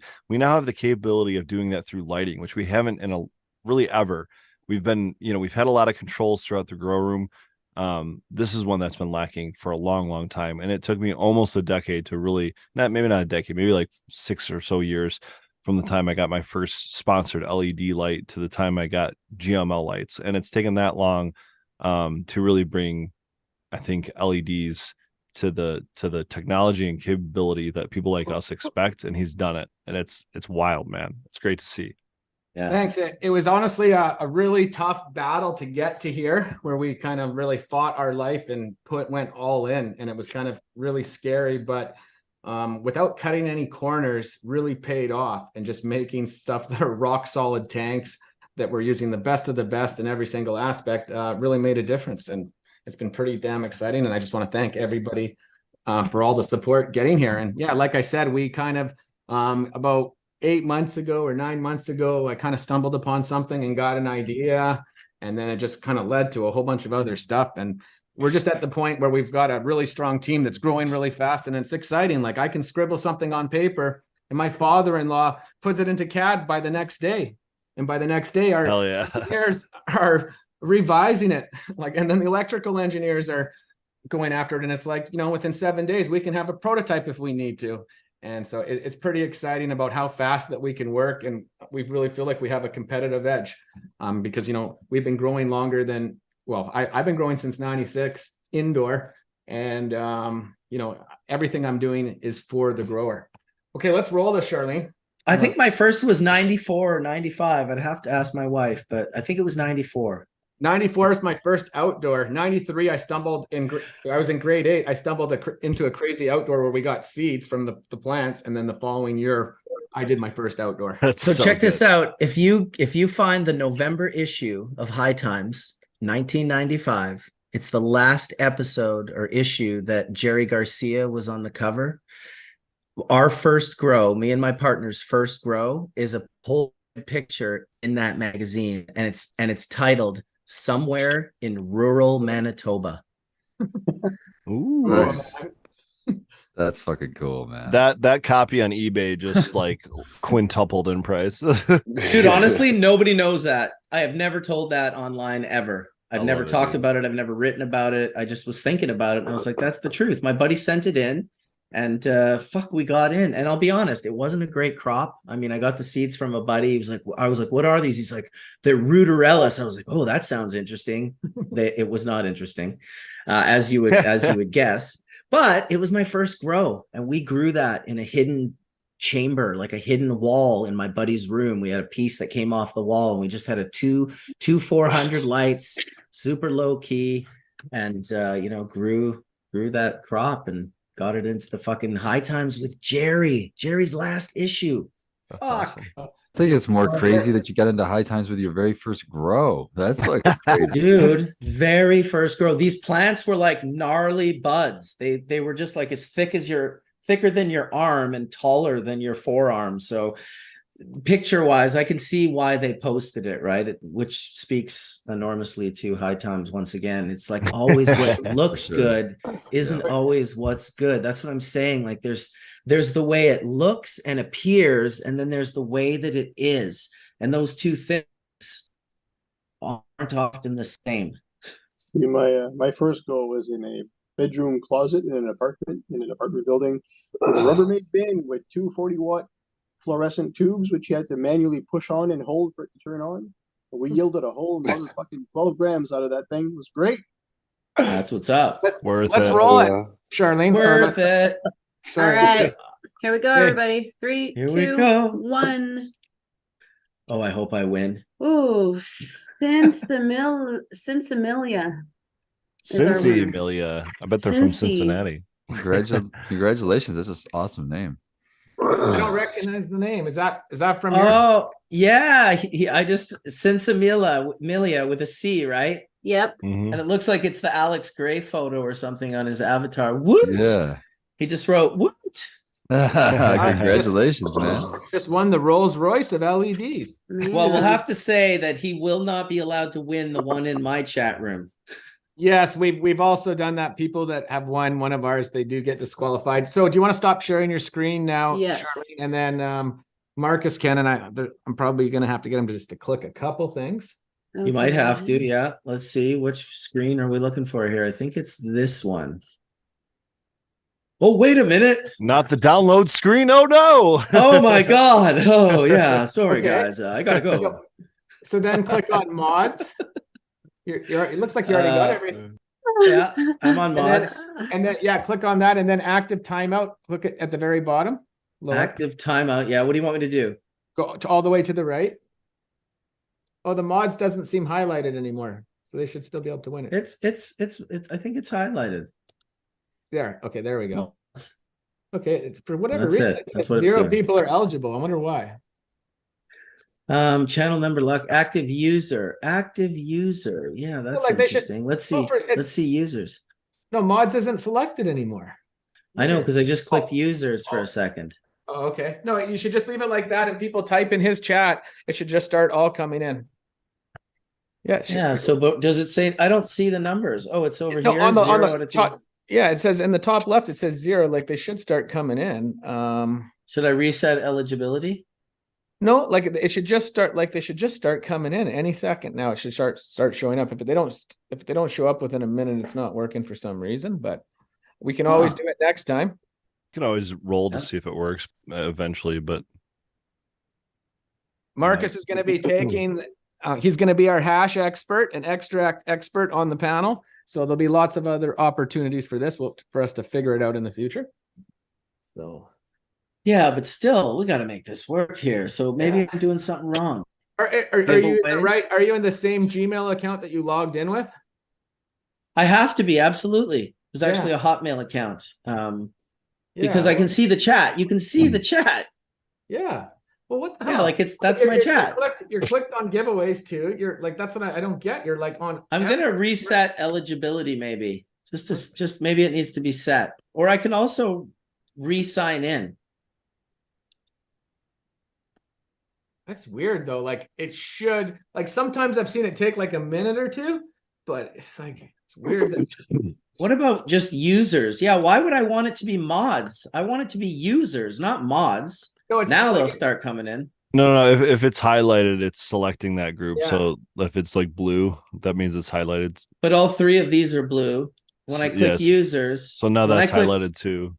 It's only highlighted because I put my mouse on it. If I put my mouse on it, they highlight, but I don't No, have to click. I'm sorry. They go from gray to blue box. That means Right. they're So active. when it's gray, they're active. No, they're inactive if it's gray. If it's blue, it's active. Okay. So now they're So all you- active. And we want Except them that. all active. Regulars, channel Yeah. members, users, and mods. Active users, keyword, random number.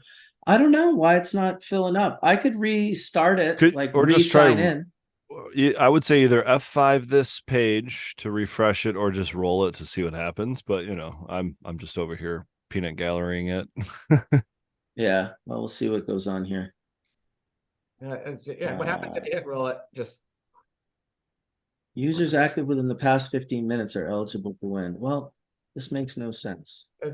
man, we've been having that lately. Well, earlier on, it didn't make any sense either. My copy and paste wasn't working correctly. It's funny. Everyone in the chat room is like, come on, let's try again. just roll. Let's see what happens. It's got to work. It is weird that they aren't coming in. It's like I know how to use it, and you're doing everything correct. You've clicked on giveaways, you clicked on mods. It's signed into your channel. Did you have a message yet? You're linked to your channel. Yeah, It's right there. Like I'm linked to my channel. I guess you could just try logging out and logging back in. Do you want me to stop? Yeah, I could log out and log back in. Do you want to stop sharing your screen or will it? I sure do. Yeah. No worries there, Matt. I always like to. No, I just gotta go into my mortgage real quick and Mother's maiden name. What is that again? yeah. Well, we have the DVR setting not selected just for that one thing with YouTube, so that you can't actually scroll back when it's live. But yours, you probably can. Everything. Yes, you can Okay, on here we go, Bubbleman's channel, because when Spartan mentioned that he had talked about Fergoli earlier, and I was sitting there watching this show and active in chat, I tried to scroll back on GMLs and couldn't, so I popped over to Bubbleman's, which I was originally on, because I got the notification there before I did GMLs, and sure enough, I could scroll back 6 minutes, found it, and said, they're talking a lot about BHO. I need to hop on. Just say BHO 3 times. Yeah, that's what I told my wife. I'm like, they're saying Beetlejuice, Beetlejuice, Beetlejuice. We might have to come up with another way of doing this. Do you know what? because Well, unfortunately- or I guess the only other way that you could maybe try is like use Edge. Are you using Google Chrome? No, I'm not. I'm on Oh, Safari. no, sorry. right Yeah, now. that's right. You're Apple. Sorry. I have Chrome. I could have used it. I'm not currently. Oh, that's the only thing that I could think of is an issue with the browser and compatibility. It's weird. Them apples, man. Kidding. Yeah, I feel that. Now my brother, I'm PC. My brother's like, Oh, I didn't push roll it. no, but it still said 0 people were eligible. What happens if you hit roll? Oh, I see. You're right. Damn, there's really no way for me to get this to work. There are no The eligible only way we could users. do it is if everybody clicks the link and then comes over to ours. We could run it on mine, but it didn't seem like that many people came over for the very first one, anyways. I will say I have both chats pulled up on my screen this entire time I've been here. It was very active on the GML chat when you were rolling over there, and then it got very active once we were trying to figure it out on Bubbleman's chat over here. So I do think they will switch. Okay, well, screw it. If we can't do it, Charlene, let's share Nightbot again. Let's drop the link. Marcus, spam the link in there. For Yeah, people Marcus is gonna have to and do it. then we'll give away a torch 730.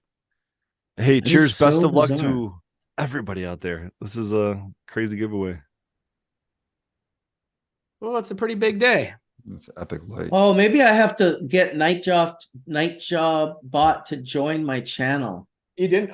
Oh, you didn't join or you didn't have an option to join the channel.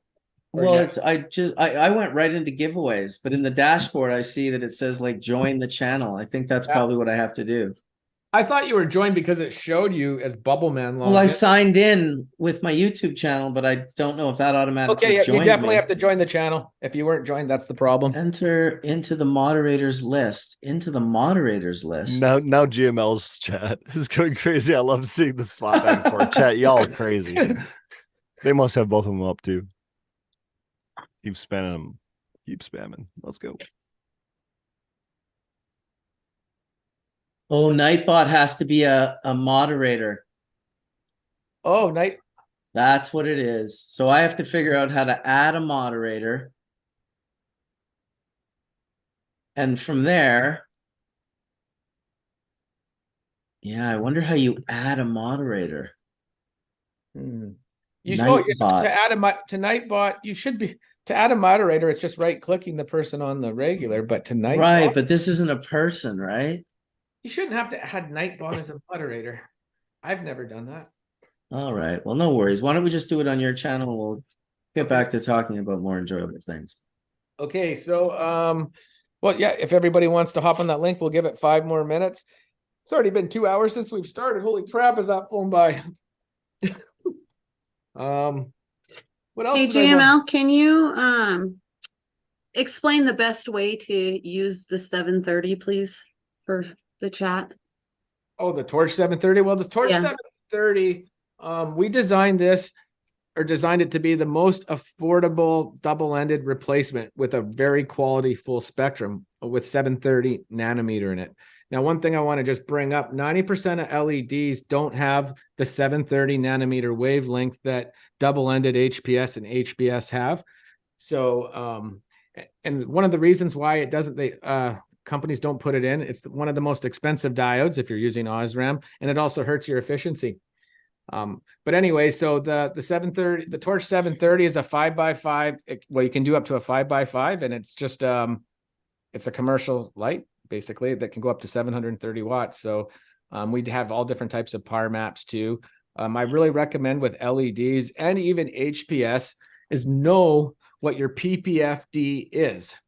And that's your photosynthetic photon flux density, which is the par at the top of your light.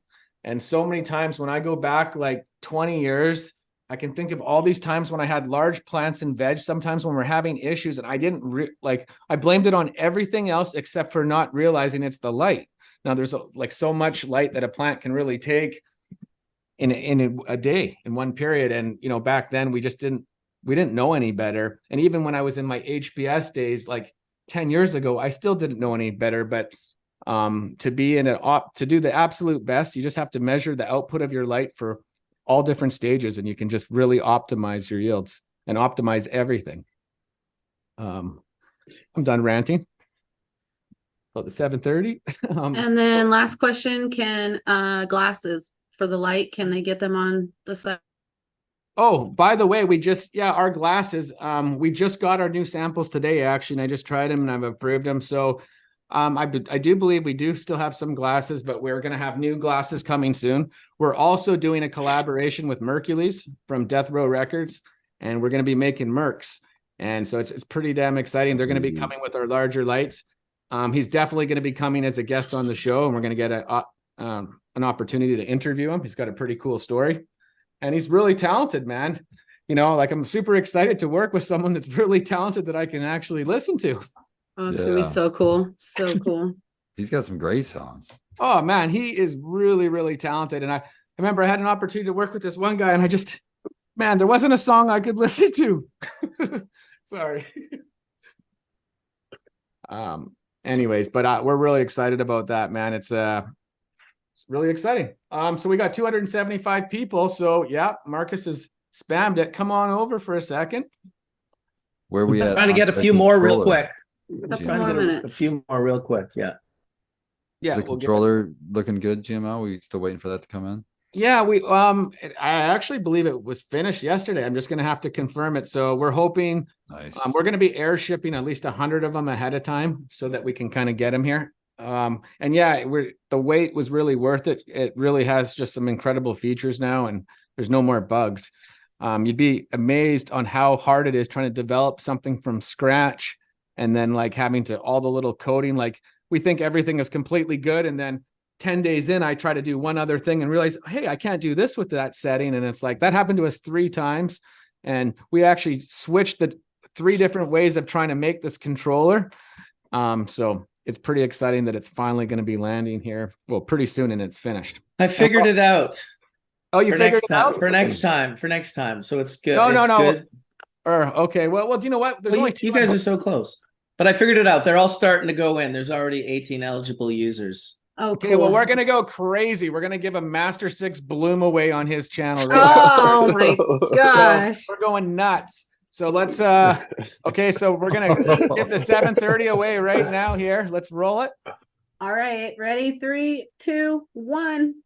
And Kingfisher. Oh, snap. Hell yeah, Kingfisher. I know Kingfisher. That's Nice. good. From Michigan. Yep. He's got the fan. Michigan beard. Michigan beard. Sorry. Hey, we gotta stay warm up here, man. Hey, I understand, man. No, I'm just joking. That was so funny. We used to have so many people on the show from Michigan. Everyone's got the same beard. So yeah, just to announce, the people that are in GML's chat, come back to the Bubbleman chat and just type a word. You can stay in both. I would. And you'll be entered into this now insanity of the GML, the third light giveaway. There's 63 eligible users so far. Drop the link in the chat. Yeah, it's BC Bubbleman or the channel. Yeah, I can Bubbleman's World. I got it. All right, I will pin it to the top. I love seeing a regular or somebody that's a regular in chat win the lights. That's my favorite. Okay, I've got it pinned to the top, everybody. Oh, perfect. There you go. Okay, so stop sharing the screen now, and let's then Marcus can now share it. Congrats, King. All right. That's awesome. So we're gonna have a triple giveaway here. It's naughty. He's naughty, man. You're naughty. 160 eligible users. Brody's not playing around with You got to click on mod still. There we go. Oh yeah. You know why Don't they leave the mods out? Do you know why they don't click that? Yes, is because it probably enters Nightbot into the giveaway. Can you Also, Because just you have scroll to it to make. 15 minutes at the bottom. Also, Oh yeah. Thank you. Oh, nice. Jesus. 199 so eligible many users. stipulations? Wow, nice. I'm just trying to give 204. something away. 207. You know what? I'm going to announce this right now on my YouTube channel. What are we giving away right now? You're sharing screen, just so you know. Oh, right. Yeah. I was just going to go into post. I can do it on my phone. We'll go back to Nightbot. 220 eligible users. Giving away a Master 6 Bloom. Oh, nice. Master 6 Bloom.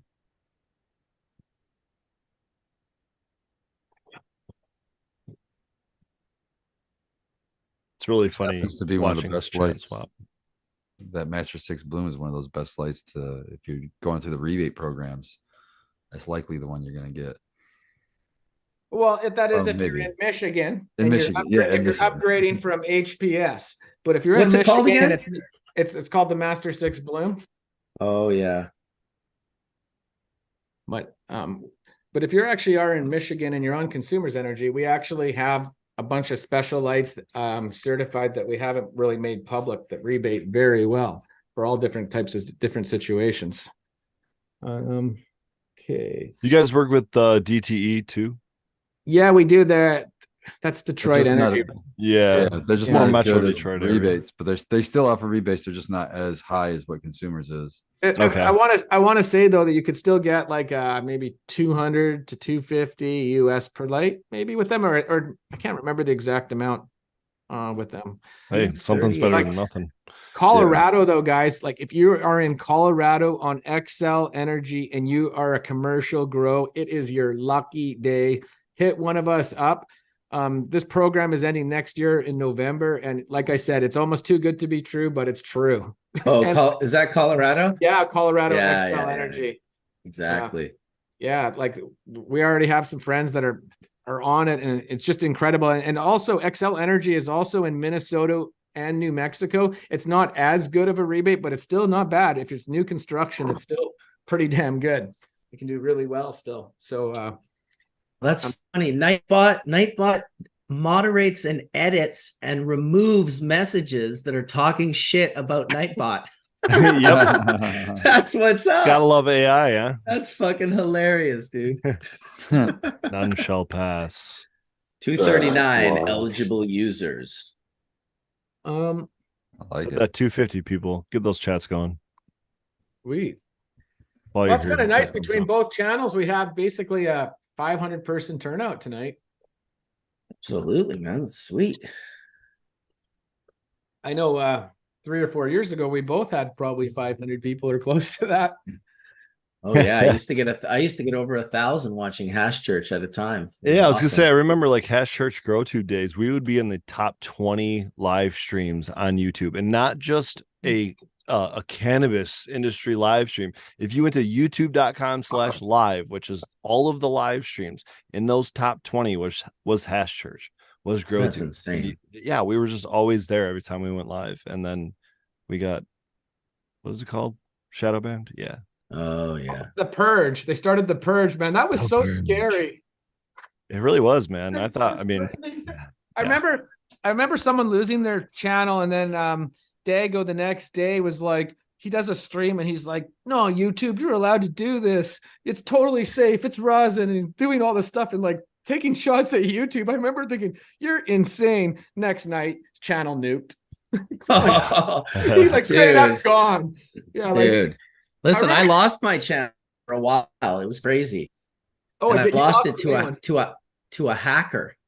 Oh, who turned my channel into like a Binance finance fucking like scam. Like it was crazy. Scam. And then I had it for like 6 or 7 days, and I was doing everything I could to get it back.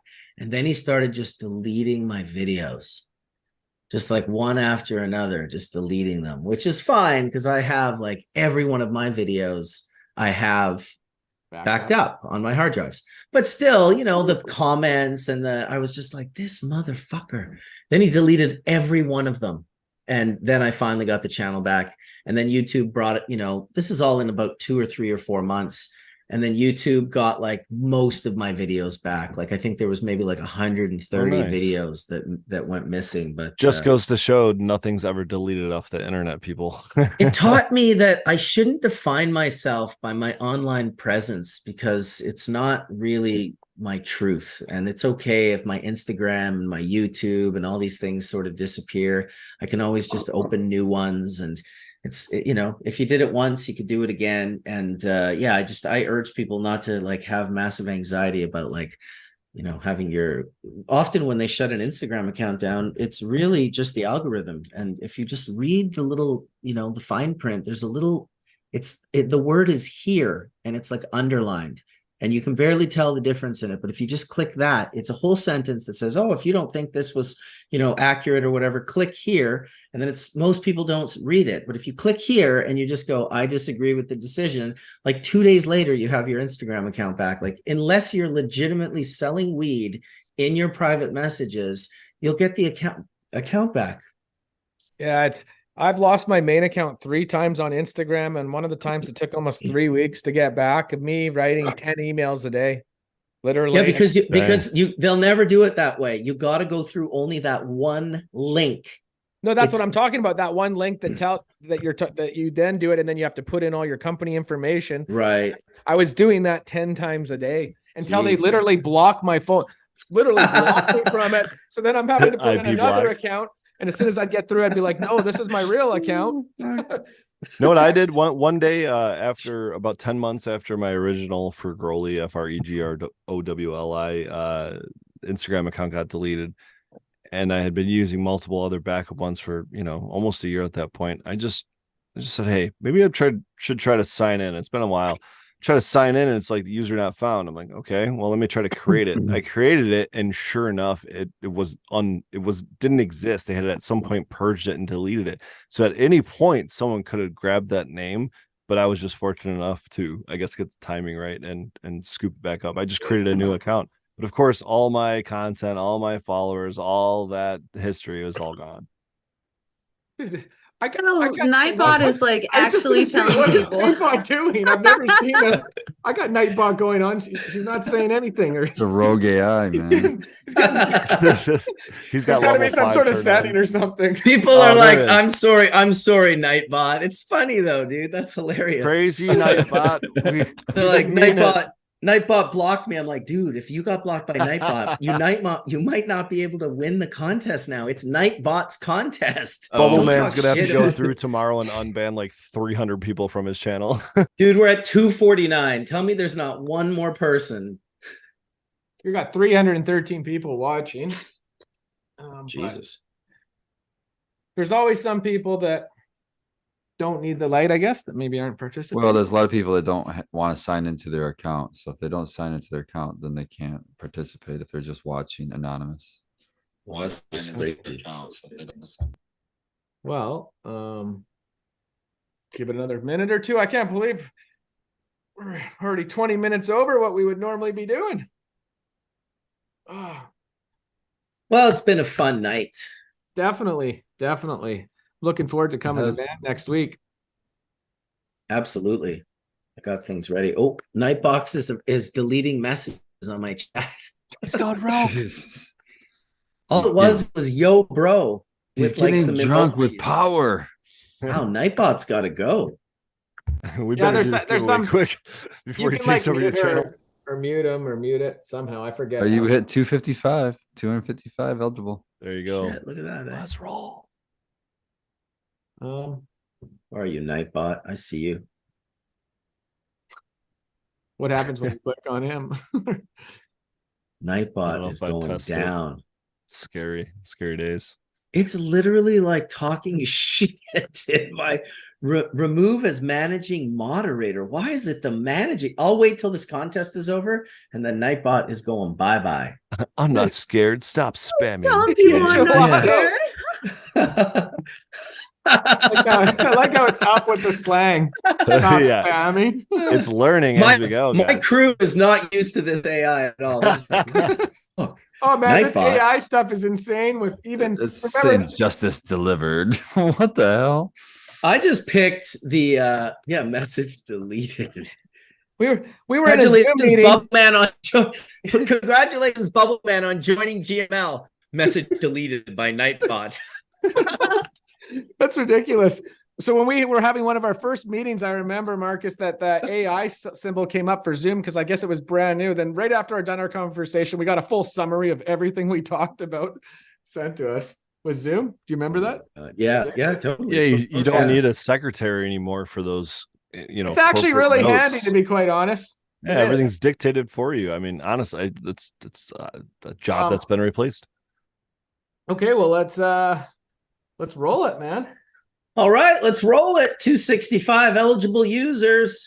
Good luck, Rolling it. everybody. Master Blaster rank. Master Blaster rank. Well, that's Hear a that? handle.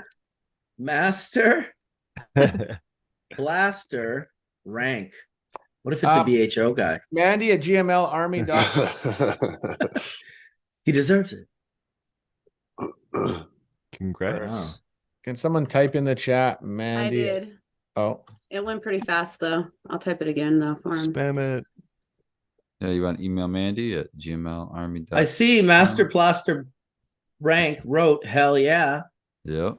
Make sure you email Mandy@gmlarmy.com. Master Blaster rank. Oh man, say that 10 Master times Blaster fast. rank. I know, dude. I can't say it one time. It's like Sally's selling seashells or something. Okay, what's the email again? I'm gonna write it into my chat room here. Mandy@gmlarmy.com. Oh, Mandy's email, right. .com for your light. Master Blaster rank. It's also hard to type because it's got a capital M and a capital R, but Blaster in the middle is just a small b.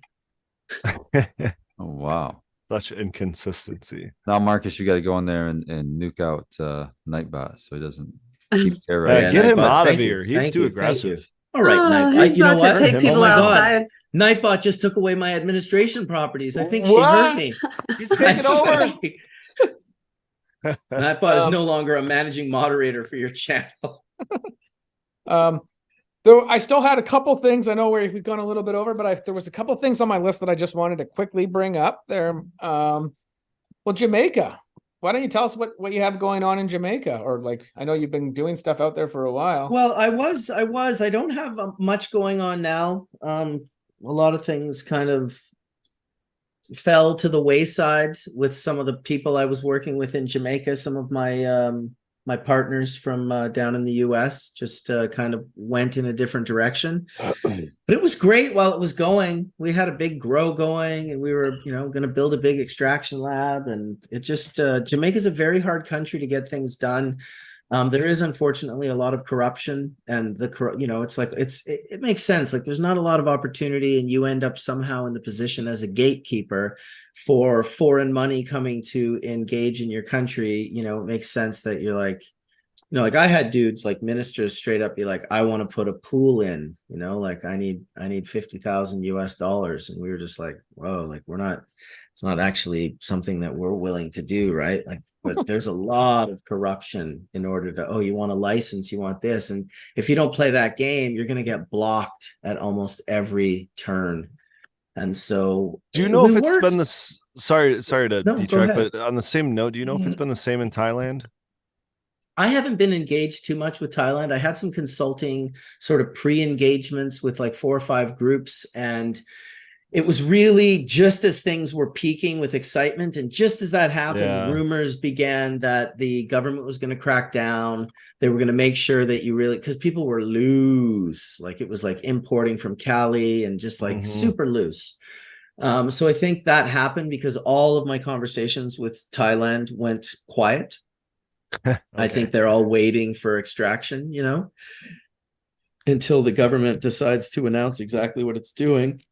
I mean, Thailand was a scary place that you would not want to get caught in Thailand with something illegal back in the day. So it was pretty amazing how they kind of legalized it and how they brought it out and announced it. And I don't think it's ever been done like that anywhere else in the world. And you have to also understand where it's located. Like Thailand borders Malaysia.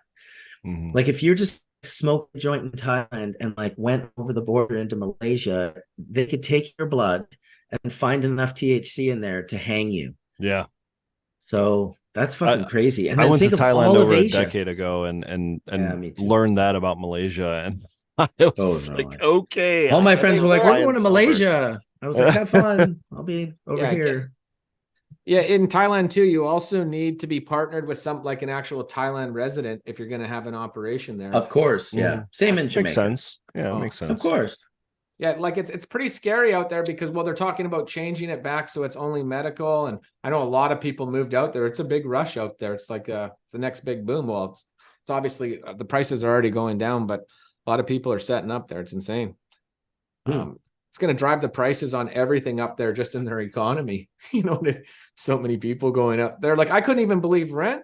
I've heard that you can just live there for so cheap, but like I know someone there that they're paying $1,000 a month for their place, which sounds expensive. Not obviously here, but over there when you could afford to do it for a couple $100.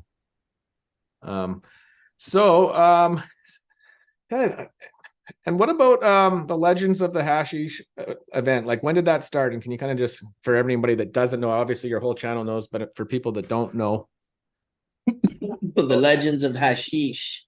So the Legends of Hashish was a dinner back in the day where the Cannabis Cup was at in Amsterdam. Like the original Cannabis Cup, it was actually at the PAX Party House, which was next door to a police station.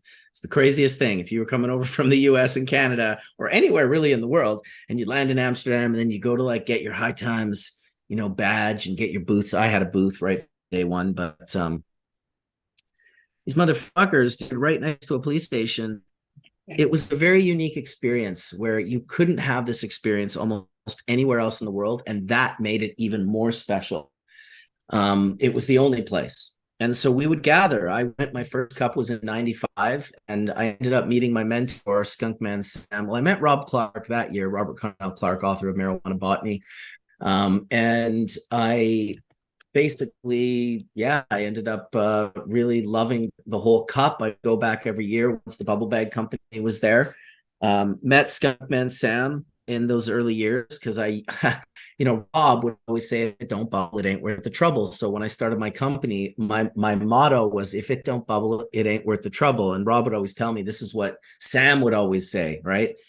And so I used that, and eventually Sam hit me up on an email and was like, hey, dude, like, what do you know who said that? He didn't even tell me who he was or announce anything. He just said, do you know whose saying that is, whose quote that is? If it don't bubble, it ain't worth the trouble. And I was like, yes, I do. It's Skunkman Sam. And I heard it from Rob Clark, and I suspect you are Skunkman Sam because it's in your email. And I absolutely will do whatever I was basically very humble to him and just said, look, I'll stop using it if you want. I'll pay homage. I'll do whatever you want. And that kind of sparked our friendship. And so, no one else geeked out on hash like this guy. I was a close second, nobody like this guy. And so I'd get together with him at the Cannabis Cups and smoke tons of hash and geek out on hash. And one year, pretty early on, I think it was 2002 or 3. 2002, I think we had the idea. We were sitting and puffing with a bunch of cool folks, and we sort of, I was like, you know what, wouldn't it be cool if we could take all the people that are at the Cannabis Cup and put them in a giant set of bubble bags and just filter them down to the 73 bag and have a party with those people? And that was the original. That was the original metaphor. I just need to filter these heads down to 73, and we'll get, and also, of course, the reason my micron bag is 73, which is a very odd number. It's the year that I was born. And so that's why mine's a 73 instead of a 70, which you'll see a lot of the competitors just went with 70, because 73 is actually a harder screen to get. Anyway, so becoming friends with Sam, having these conversations, we started to think, he's like, well, I've got a buddy with a restaurant. And he did. He had a buddy with a restaurant, a Lebanese restaurant that fit like 50 people. And you could puff tough in this restaurant. That was the key. And they were a beautiful family, and the Lebanese food was delicious and amazing. And they had the best fucking baklava ever. And they just became family. We threw the party there 13 years in a row. We had, hubbly bubblies that were 100+ years from Afghanistan, that Rob's neighbor who lived above him at the apartment, this guy Sid, if you've ever seen the book Hashish, the photos in the middle of the book Hashish of the hubbly bubbly Afghani pipes are all Sid's. That's his collection. And these things are fucking epic. So we'd have one or two of them up at the party. You'd get like Hash Bean, like lighting that thing up. Skunkman Sam dumping 2 grams of his pure trichome heads that at that point I hadn't photographed. So nobody understood what that even was yet. But it was an amazing time. The party was no sponsors, no promotion of business, no cell phones, no cameras, no talking about it, no promoting your business. It was about enjoying each other's time and celebrating hashish. And we had belly dancers, and we had, beautiful food and cut up fruits and massive amounts of hash. Eventually, Sam turned it into a contest, which I never really wanted, but I realized Legends was bigger than me. And as people thought that it was a contest, especially because there was no talking about it and cell phones and all of these things, it sort of created an essence of like people wanted to go because they couldn't. which, you know, we had to sort of fight through, because how you got a ticket to Legends of Hash was not by being somebody in the industry. It was by putting a beautiful piece of hash in the palm of my hand, letting me squeeze it and touch it and look at it and smell it, maybe even take a small rip of it. And then it was like, yes, you have earned the right to purchase a ticket to Legends of Hashish. And that's how the tickets got sold, not by Don and Aaron from DNA Genetics calling me up and being like, hey, we need 10 tickets. It's like, well, then fuck, you guys better find 10 really nice pieces of hash. That's how that works. So that's how Legend began. You know, it went on in Amsterdam for 13 plus years. We did a couple in Barcelona. We did one in Jamaica. I did 3 in Vancouver. And we've done 2 now with my partner, Addison Terpova, over at in Los Angeles. And we're actually doing it in a month, December 2nd and 3rd.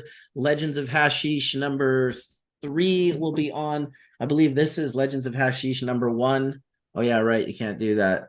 Forgot about that. There we go. That was the sticker for number 1. Always promoting and celebrating hashish culture, celebrating the new and the interesting and the novel, but always staying rooted in the history of hashish production and paying homage to people like Mustafa, the Nigerian, who traveled to Morocco with Lebanese screen technologies in the 1960s and created the epicness of what, you know, a Moroccan production and growing in the Rif has been since.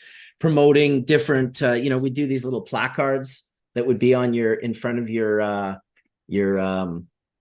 on your dinner plate when you sat down, and depending on which one you got, you'd end up, there's a Babaku one, you know, there's a City Kitty one, and then there's the one that I want to read to you guys, which is going to be the Legends of Hashish.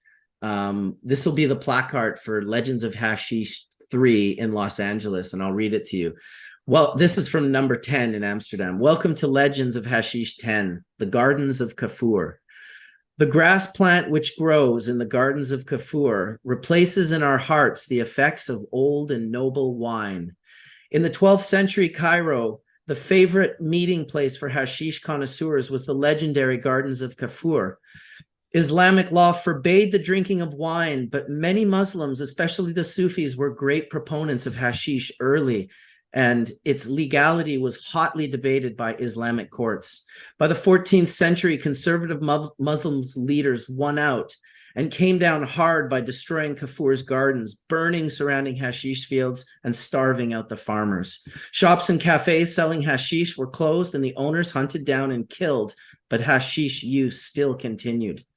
In 1378, the frustrated Cairo government forced all known hashish eaters into the main square, where soldiers wrenched out their teeth with pliers. A decade later, hashish eating still thrived in Egypt, as it had become too much a part of the Arab way of life to be forsaken. May the Gardens of Kafur serve as an ancient reminder that cannabis prohibition will never succeed. Give us this grass, please, from the Gardens of Kafur. And that's what Legends of Hash is all about. That's incredible, man. Yeah, dude. Very cool. That's Gotta pay homage to the history. Thank you for sharing. People have been doing this a lot longer than we think. Totally. Well, guys, we've gone on for a while. I think it's probably time to call it. At the end of the show, we do a shout out, basically, where everybody gets a chance to kind of shout out. So we kind of just go down the line. So for Growly, I'm gonna give it to you first. Oh, I'll shout out GML for, you know, allowing me a spot on this panel tonight. Just randomly popping in when I hear the words BHO, BHO, BHO, and you know, Spartan for spitting those words so many times and throwing some nice words my way. And Marcus, you know, it's great to podcast with you again. I appreciate you joining on my show a couple weeks ago, and then it's cool to join you here again tonight. And I'd love to shout out my wife tonight, actually, Mazu Pat. She's celebrated a birthday. We've celebrated an anniversary together, and I'm celebrating my birthday today, and it's been a pretty freaking awesome one. So family first, guys, and yeah, cheers. Happy today. Happy. It's your birthday today? Yes, sir. Oh, yeah, nice. Happy congratulations. birthday. Happy birthday. Well, thank you. I think this is in order then. Oh, no, don't do that. Oh, No, no, don't do no, no. that. Don't share screen. Don't share that screen. Oh, Happy Oh, birthday to you. Yes. Happy Everybody now, birthday come on, to Spartan. you. man, if I wasn't tone deaf, man, I'd love Fucking to. hashy birthday, Happy Frigoli. I Happy appreciate fucking that. birthday. Frigoli. Oh, that's my amazing. Happy birthday birthday to to you. you. You know how to make me blush. That's amazing. Thank you. Thank you. And happy That's anniversary. So you're a Scorpio too. It was my birthday last Saturday. So that's awesome. Heston, I'm going to pass it over to you. Yeah, shout out Grandmaster Level, always a pleasure. Shout out Marcus. This has been puffing on some ice water hash I made with authentic bubble bags, not that cheap Amazon bullshit. These are Oh made with shit. authentic That's bags. what's So up. shout out, man! I fucking got the real deal. And yeah, shout out Scott Magazine. Doing some work with the kind folks over there coming up here in the near future. So yeah, shout out to them. Yeah, nice to meet you, Marcus. That was very informative. I love hearing you talk. Very passionate about hash, and fucking it's obvious hearing you speak on it. So it's a pleasure. Awesome. Thank you very much, brother. Spartan. First and foremost, I want to shout out Marcus for coming on and joining the team. It's fucking, I mean, in my eyes, you're a legend, whether you want to take that title or not. I'm going to still call you that. You're a legend in my eyes, man, and in the game. And, you know, thank you for everything you've done just to push the knowledge forward for free. It's one of the things that's always impressed me about the people that are willing to just put the knowledge out there for free and they don't put it behind paywalls. And they just show everybody how to, you know, do the, you know, the best you can to preserve this plant. And you don't have to, you know, buy that knowledge. You can just listen to somebody's shows and learn everything you need to learn and do it yourself. So huge respect for that, man, up through all these years. Really, really appreciate that. And I want to shout out Chat too. Chat was freaking jumping today. Oh my God. We had over, what was it, 250 at one point. So shout out to Chat. It's cool and exciting to see the show grow and see everyone grow with it. Just puts a big smile on my face. So keep growing, everybody. Shout out to GML too. I don't know if I said that. Throwing it all together, making it all happen. Oh, thanks very much, brother. And thank you so much for showing up. Charlene. Hello, I would like to shout out Marcus. Thanks for being on the show with us. And I've been stalking you for days, so it's nice to finally meet you. And then shout out GML, shout out chats on both channels. They just were amazing tonight. Shout out Emily back there, and then gonna shout out Frigoli's wife for her birthday. Thank you. Well, Marcus. Oh my goodness. Well, shout out to all of you guys, the GML team, and it's been an awesome chat and hangout. It's been great to see you again, Frigoli. I really enjoyed that chat we did a couple weeks back with Pedro and the crew. And really shout out to everyone in both chat rooms, because really, like, if nobody's here, it's just weird, you know. We're just talking to ourselves and we're just like, there's really no purpose for that. So you guys are the ones that make it a thing. That's why we moderate and watch these chats like closely, try to engage with them always. I think it's a big important part of it. And yeah, just shout out everyone in that sense. Who else would I think of? Obviously, I got to shout out my wife, because she just had a milestone birthday on October 23rd, another Scorpio. And we just celebrated our 28th wedding anniversary together, 34 years together, 28 married. So shout out to that. Can't buy that at Walmart. Awesome, Hell no, man. you can't. Oh man, that's impressive. Not even Yeah, that Jeff is. Bezos has that. I'm sorry.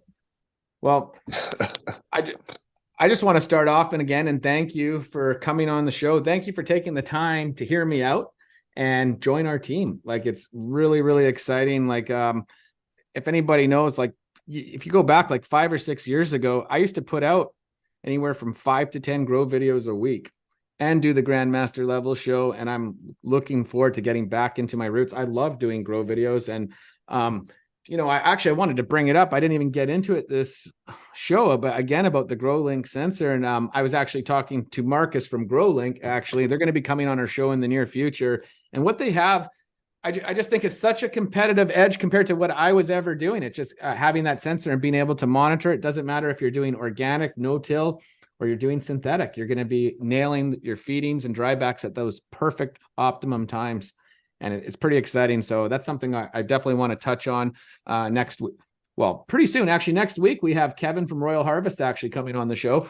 It's going to be actually pretty exciting. And I also wanted to remind everybody, if you're interested in any type of LEDs, Heston, Spartan, Bubbleman are all on my team now, officially part of GrandMaster LEDs. If there's rebates across Canada and USA, hit us up.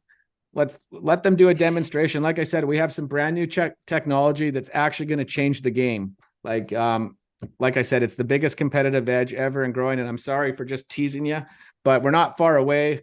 We're going to be public within a month. And if you're a commercial facility, hit us up and, one of them can do a meeting and do a demo for you. And, Marcus is in British Columbia, but he's not limited to BC or Canada or not just USA. That's worldwide. And same with Heston's in Oregon, but he's not limited to just Oregon. He's limited he's also worldwide. And so is Spartan Grown. So you can hit up any of us on the team for anything. And we'd be happy to do a demonstration. Again, no one in Colorado yet? Pardon? No one in Colorado yet? I know you got some great rebates there. I know these guys can handle it. I'm just curious. Yeah, no, we don't have officially anybody on our team, but we definitely have team members joining. Like we have been overworked. Like Mandy and we're not broken yet, but I'm telling you, we've been going for 7 days a week for 12 plus hours every single day for quite some time, and it's been really exciting. I just want to thank you, man. Just thank everybody for all the support. I wouldn't want to have to do this again. I'm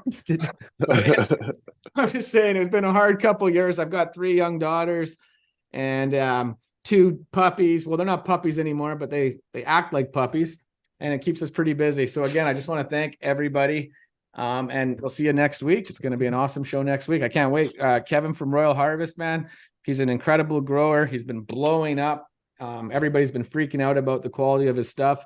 And he's got a pretty cool story too, man. He's done some incredible stuff in his life, and I'm interested to hear about it. I'm sure. Dude, he came to my house with a bunch of different varieties, and we ran 100 grams of 3 different varieties. And one of his varieties, I think it was the Red Velvet Runts, returned almost 30% dry yield of bubble. Like from 100 grams, we got like 29.7 grams of resin. It was bonkers. Is that the most you've ever seen? It's tied with the most I've ever seen. I don't think cannabis produces more than 30% cannabinoids by weight. I've never seen it in my extractions beyond, like for rosin, I pressed the Where's My Bike, I got a 30% yield. For this bubble. Bubbleman, I got to ask real quickly before we end the show. You said 30% by weight on cannabinoids. What about terpenes? You have there's definitely terpenes and volatile organic compounds. Yeah, they're there. There. Well, I think that once you get over like 14 or 15%, it's probably very bad for your lungs because it is a caustic solvent. So there's going to be a point, maybe it's 18%, maybe it's 21. I just know when we had Blue River and when I got it saturated to anything over like 13 or 14%, I started perceiving something that was not good. Yeah. I personally think 10 is fine though. I smoke 10 all day long. I'm pretty much in agreement with you there, even though I've definitely hit higher numbers myself. But in terms of flower, what do you think the kind of upper echelon of limit is there by volume, by weight? Because I myself have tested Durban poison at 4.31% terpenes by volume, but a lot of them come much lower than that. Is there an upper echelon limit to flower, like you said, with 30% cannabinoids? The highest I've ever heard, and this is coming from Dr. Mark Lewis at NAPRO, and they specialize in breeding cannabis cultivars. They're the guys that came up with that sheet with SC Labs on the terpenes. I can't remember the name of it now, but he said, I think they had tons at 5. but he said for flour, he didn't think it could go over 7 or 8. Okay. That it starts emulsifying and like just That's what I would think too. It'd be melting mushy, the right? flour. Yeah. Okay. Sorry, absolutely. GML. I just had to No, get that. dude, what's so funny is that someone or Smart just said this is the longest sign off ever. Normally we actually end the YouTube and we have Zoom going for a little bit, but all right, guys. Well, we'll shut it down on here in the Zoom. Someone can actually drop the Zoom link. I'm absolutely starving, so I can't stay long, but we can drop the Zoom link in both chats. And yeah, guys, we'll see everybody next week, man. It's going to be a bumper. So you're going to end it you're going to end it on your side there, Marcus, and Charlene's going to end it on this side. Oh, what do I got to do? But you have to stop. You have to stop. I know. Thanks, guys. Have a great night. Awesome, man. Peace. Okay, we're officially off YouTube, I think. Or are we, Charlene? I missed it. We are off YouTube, Charlene?